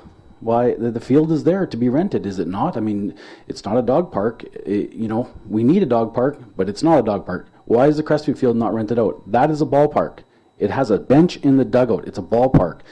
Why can you not rent it? No one's disagreeing with your concept here. I'm just saying. What I'm saying is that she's not here to answer the question, and now we make it look. But now we're to the community. We're saying there's this huge problem, and then it is a problem. I understand that. So that needs to be dealt with, and for me to raise it in the public, I'm not. You're not hearing what my point is. Here. I know what your point is. I'm saying rather than coming here and making it seem as if our hardworking recreation manager has laid the law down. we as a council can easily check in with staff and, That's and right, try to and- resolve conflicts. and I hope so. Without making it some sort of almost like a bigger issue than it needs to be. Well, to me, it's an issue. So, Councillor Cunningham. I contacted the rec center and put the gymnastics club on this Wednesday's agenda for the rec. I phoned you about it. I've been waiting for somebody from the gymnastics club to contact me so I can have some dialogue with them before the meeting. I would like that. So far, no one's contacted me. I was hoping through you. Yeah, well, I'd like to talk to them before the meeting so I can get some common ground here and find out what the problem is. And the same thing, the rec commission, you just said the rec commission's never turned anyone down, because that's not our job. Our job is, if somebody is turned down, to find out the reasons why and see if we can recommend something. And, you know, all people have to do is get a hold of myself, Lee, or Gurvinder. We all sit on that rec commission, and we will gladly bring it up. You know, that's, you know, and I've got no problem doing it. And if there's been a slight or a wrong, I want to rectify it. You know, like, I'm waiting for somebody to get a hold of me. You know, I would love to be able to sit down. I want to go down to the rec center before the meeting and look at the storage options down there and really find out if they are running out of storage, and if they are, what options are there. These are the things I want to find out before we even go to the meeting, so that we can sit down and have, you know, if it is a storage problem, then we've got to rectify that too. Yeah. And if it means bringing in some temporary storage or something like that, you know, I'm all for it. We're looking at a container situation here, possibly, where some of the storage can be in the back there for other groups, because the gymnastic club needs their storage near the auditorium. That's a given. So if it's a matter of moving some things around or something like that, we'll sit down and try and figure it out. But, you know, I'm all for stuff being brought up here if it needs to be brought up here. But all I'm saying is the rec commission is a good venue to get this through to people. And, you know, like, you bring it up here, I phone up and I want to put this on the agenda. Now, I don't know if I can get this second item on the agenda, but I'll sure bring it up. And if somebody from that group wants to get a hold of me, they can, and I'll talk to them about it too and find out what their concerns are and bring it there. I welcome you to come to the meetings if you want. Wade, I've told you that before. You know, like, if it's a community problem, we've got to solve it. That's our job here, to solve problems for the community, whether they're big or small. And some of them are small, and they just get blown out of proportion because people look at it differently from each side. And, you know, like, we've got to find out both sides of the story. And I think the point I'm making here too, to add to that, is that, you know, give the staff the opportunity to address the problem and bring it to them. And if they're not addressing the problem and we can't resolve anything, then I think then we come here and say this problem must be addressed. All we're doing, though, and when we bring it like that, is the last story with the gymnastics. All people read on the title is that Civic Center doesn't like gymnastics, and we made a huge thing. Everyone couldn't believe that Willow was like that, but we hadn't even had a chance to talk or allow her the opportunity or even try to sit the groups down and come with a resolution. And so we can try that first, and if that's not working, then I definitely agree with you. We should bring these community concerns out here, but you're saying this without us knowledge about why she's making the decision, what happened with them. You know, there was no consultation. You even said last time with the gymnastics, they hadn't even talked to Willa yet. It's like, you know, I'm just saying, give our staff some credit because they're working really hard, and they should have that ability to try to resolve an issue before we make it, say, a big public issue is all. Because they do work hard, and they deserve that right, I think. Sure, absolutely. So you say that give them credit. Well, I give credit when credit is due. To me, when someone tells you, sorry, we don't have any storage for you, goodbye, that is not solving a problem. That's not saying, well, what can we do to help solve your problem? That's not helping. So in my eyes, the management is not doing what they're supposed to do. Now, when someone else is approaching them and saying, we would like to rent these ball fields and have a baseball, you know, and they want to go through the whole process of setting up a league with insurance and all this stuff, they are saying, no, you can't rent this field. That's why I'm bringing this up. So, you may think that they're doing a wonderful job, but they've already basically forced the gymnastic club out without even saying, hey, we have a storage issue. Can we talk to you about this? No, you have to leave the storage by May. That's what was given to them. To me, that's not the way you approach the situation. You approach the situation by saying, well, we don't have enough storage, but, let's sit down and talk about this. They didn't say that. They said, can you leave this, you have to leave by May for your storage. We do not no longer have storage for you by May, and maybe you should buy a trailer and bring the trailer there every week. That is not acceptable. I get what you're saying. And just one moment, Councillor Thorkelson, I don't want to hammer on this. My approach would be, it's just me, I would contact the staff, I'd contact the group, I'd arrange a sit-down between the two and help facilitate a conversation so I can hear what both sides are going to be. But they've already said no. I know, but we don't know that. And we haven't, I don't think you have facilitated a conversation between the Rex and this group. I hope to with this conversation. But I'm saying, why don't you do that first? And then if that's not going anywhere, then come here. It's just, all we're doing is kind of throwing our staff under the bus a bit, right? So that's my point. We can maybe give our staff some opportunity to resolve conflicts before we come here and say that there's a conflict without knowing the size and knowing how all the opportunities to maybe facilitate a resolution. Anyway, Councillor Thorkelson. I'm not going to wade in on whether Doug Kerr should be a ball field or a dog walking field. I want to go home and go to bed tonight. But what I do want to say is I don't think that we should be dissing staff here. I think it's unprofessional, and I think it's mean because staff can't speak back in this forum. I'm also concerned, Mayor Brain, about staff having to field 1,000 questions from individual councillors. My understanding is, and my practice has always been, and maybe my practice is wrong, but my practice has always been, when I've got an issue, to forward it to Bob Long when it has to do with staff. That's what I thought that we were trained to do in our staff training, is the best way to resolve issues, is to send them directly to Bob.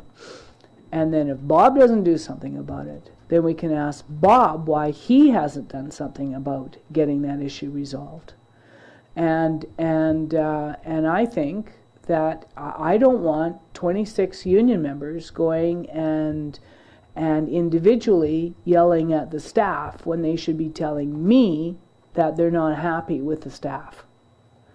And I think that and I also don't think that we should be standing up at a union meeting, yelling and screaming at a staff member. I think that what we need to try to do as being leaders of the community is definitely, if there's an issue, we need to be the people who are speaking up. We're the ones that are elected for the community. But there's a way to do that, and I think the way to do that is to talk to Bob and say there's a problem. And if Bob gets busy and doesn't do it, second email, I'll just ask him, how are you doing on that, Bob? And if he still doesn't do something, then bring it here. But I really think that going to the commission and just referring something to the commission just by email, and then if it's not brought up at the commission, then to say to one of our councillors who are on the commission, why wasn't it brought up at the commission when I emailed and asked you to bring it up at the commission? And if they have a legitimate answer, or they don't have a legitimate answer, then you can yell at them. But I really think that that we need to make sure that we keep our staff and our staff's morale, and not have them say, well, no matter what I do, I'm wrong. And I don't know, I'm not on the Recreation Commission. I'm not going to talk about gymnastics. I'm not talking about dogs, and I'm not talking about slow pitch. All of which I think that we should have in our community. And I do think that we have to work our way through what I am happy to hear is an expanding desire to use the recreation facilities, not a contracting desire to use the recreation facilities.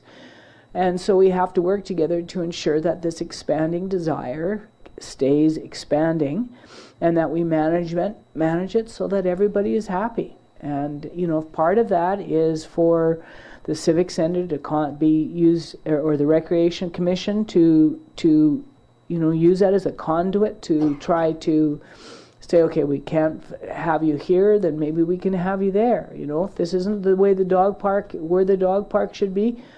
5 years ago, nobody wanted to play slow pitch. Now, if somebody wants to play slow pitch, well, let's not get mad that it's a dog park. Let's say, okay, City Council, now is your time to, the Recreation Commission now wants the use of Doug Kerr Field. You feel that's a higher and better use to have it back as a ball field again. There's 2 leagues that want to do something about them. The little kitty's gonna. Now we got to resurface the whole darn thing and give it a good cleaning. Nobody's allowed to skid for about another 5 years, and we can find a different place, the ballpark. But let's try to protect our staff. They have a hard enough time as it is, and yet I'm not saying not be the advocates for people in the community, because we should be. That's a very well articulated, Councillor Thorkelson. You said we have a special council meeting on Wednesday? Yes, for the adoption of the by-election. What time? 5 p.m. So we'll be finished? 5:02. Good, because we've got a rec commission meeting at 7. Oh, and I'd yes. hate to not be No, there. that- I'll never hear the end of it. All good. Okay. I'd probably entertain us to a motion to adjourn this evening. Moved by Councillor Kinney, second by Councillor Cunningham. All those in favor? Great. Motion's adjourned. Great discussion tonight, by the way.